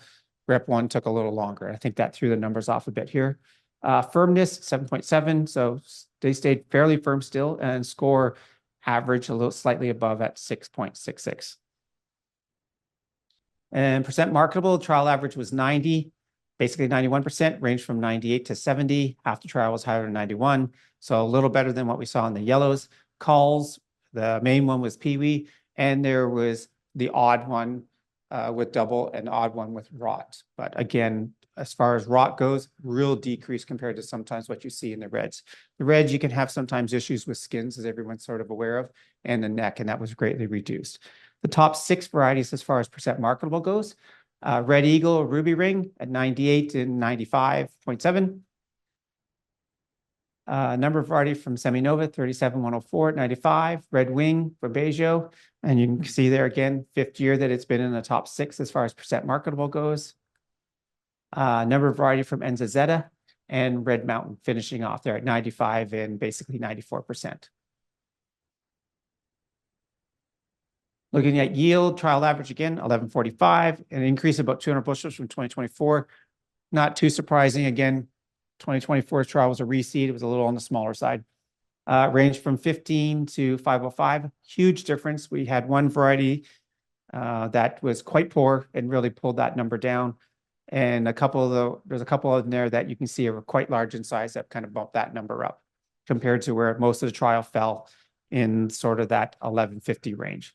But the top 6 varieties as far as yield goes, Motley Red and Red Marley, Red Marley, third year in a row that it's been the top yielding one. And again, a hard ball there from the baseball to give you an idea on some size range. Red Eagle and the number of variety from Enzazetta at 1289 and 1241. And the number of variety from Crookham, which I think has been named, oh, thank you, Tantrum. Yep, thank you, Jeremy. And then Red Mountain, again, third year that it's been up there in the top yielding one at 12 there. So as far as jumbos go, here quite a bit of an increase compared to what we saw in the yellows. Red Eagle, Motley Red, Red Marley, the Tantum from Crookham, Red Wing, all of them ranging from 35 to 27% basically, and the trial average was 17.4. So these are the ones, and back in the back, as you saw the samples, you can kind of pick those out fairly quickly, which ones had the larger size. Scores looking again at quality, uniformity, size and shape, skin thickness, skin attachment, skin color. So in the reds, for a red onion, the skin still was quite good, but we did see probably a slight increase in some cracking. Thickness of skin was still pretty good, and color was quite nice also on the reds. Neck finish and an overall rating to finish off the scoring. Trial average was 6.66 or average. It ranged from 7.15 to 5.15. And again, this was, I think this number here was from one of the varieties that was quite poor. So probably pulled down the average too a little bit. But those that has as far as qualities, the numbered variety from Enzazetta was the top one at 7.15. Red Carpet from Bejo, Rebellion. So these two especially kind of big repeats, but then this one also second year in the trial and second year that it's been right up there as far as quality goes. Red Mountain and Red Eagle finishing it off there, and trial average at 6.66. As far as interior, because that's the most important thing with a red, right? That's one of the things everyone's looking for. What had the nicest interior? So when we're looking at interior or giving a rating to interior, we're looking to make sure there's little to no white in this area as much as possible, and as much color in the rings as we can see that goes through there. So the Crookham variety, the Tantrum at 8.2, this Norseco variety had really good at 8, the Seminova variety at 7.7, and the Enzazetta variety at 7. So any of this, you'd be more than pleased with the interior, what you saw. This is really nice when you get up into the 8s. They're having little to no white material left. It's almost red right to the very last ring inside the onion there. So, and the trial average at 6.7. We did the red onion storage trial. So those are the onions from 2023. Again, those were reseeded, so they were a bit on the small side. Quality on them was a little more questionable, but we had 13 varieties from the 2024 season.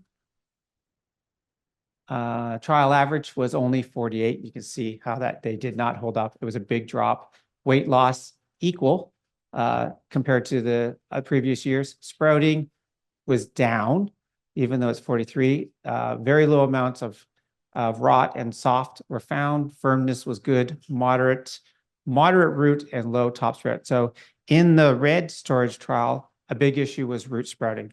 That's where they started producing root sprouts. They were smaller in size, so it's also not surprising. Usually sometimes we see that in the smaller onions that are left, the root sprouts kind of pop in first before they do much of a top sprout. But the four that were best as far as percent marketable go, Rebellion and Red Marley, 86 and 66. Red Garcia and the numbered variety from Seminus at 4677. Is 4677 named, Bridget? Motley Red. Okay, so that's, yeah, because that's the numbers from before I got things. So, and you can kind of see there some of the sprouting that's happening, top sprouts. And sprouts in here is a little hard to see. There's more root sprouts. If you're really looking, it's a little blurry, but you can kind of see the root sprouts happening there. Those that had the least amount of sprouting, Rebellion, Red Marley, Motley Red, right, Bridget? Yep, thank you. And Red Garcia from a 9 and then into 30s and trial average at 43. So weight loss, Rebellion, Comrade, Red Marley, Red Garcia, and the number of variety from his area had the least amount of weight loss over time. A little bit of a bump up compared to the yellows, but in trial average at 6.3. anything sort of, I would say 7 and lower is pretty norm. So pretty decent, pretty okay with what we saw. Firmness. Now they still had a pretty good firmness overall also, even though they were a bit on the underside. So the 2024 onions maintained their firmness in storage quite well. The numbered variety from Enzazetta was the most firmest coming, oops, push the wrong button. Most firmest coming out of storage at 8.7, Rebellion, Red Wing, Comrade, and Red Carpet. And you can see just the Red Wing and Red Carpet have repeated from the previous years. And trial average at 7.6. So even again, an 8, still quite firm, solid type of an onion, quite good coming out of a storage trial. And of course, I just fly through and quickly pull up some highlights of this. Everything is in the green book. So all the trial results, I know people have asked about what, I was asking Tyler about what we spray in that. That's all listed in there. You can go back and look and see when we sprayed, how many times we sprayed. We also have a whole section on just comments when we're doing, whether it's the storage or it's the variety trial or things in there. So please take some time and have a look through there. You can get far more detail on individual varieties in that listing in the green book. And of course, as Tyler showed before too, we have the web page. There's lots of places to get information, our YouTube channel. This will go on the YouTube channel, correct? Right, so by the end of the month. So hopefully it'll be up on there if you need to go back and look at a previous talk or something. And time to time, Twitter, X, whatever, Tyler will post out things that's more aimed for IPM type stuff, but still it's all there. So please take a look at all those. And of course, the variety trials just don't happen all by themselves. Tyler and myself are responsible for the variety trials now. And this year we had a couple summer students, Karen and Maddie, that helped us out with the weeding and taking the heights and all the different types of things that we do, the evaluations of the storage trials. So we thank them very much for all their help. And then seeing how I'm the last one, just a couple notes. I know that we've already kind of talked about some of these things, but just thanks to Kevin, Julie, and Tyler. They're the ones that set up the whole audio, visual, techy stuff. So thank you very much for all that. And of course, the Horticultural Advisory Committee is the ones that kind of put the show on for you. We thank you growers and participants for coming out and hanging in here to the very end. And of course, the list of our our sponsors for the door prizes and the lunches and the coffee break things there, Alliance, all the way down to TD Ag. And of course, they're listed there. So, and if there's any questions, great. If not, then that concludes the 2026 Grower Information Days. And thank you for hanging in and sticking around. We appreciate it very much. All right, thanks.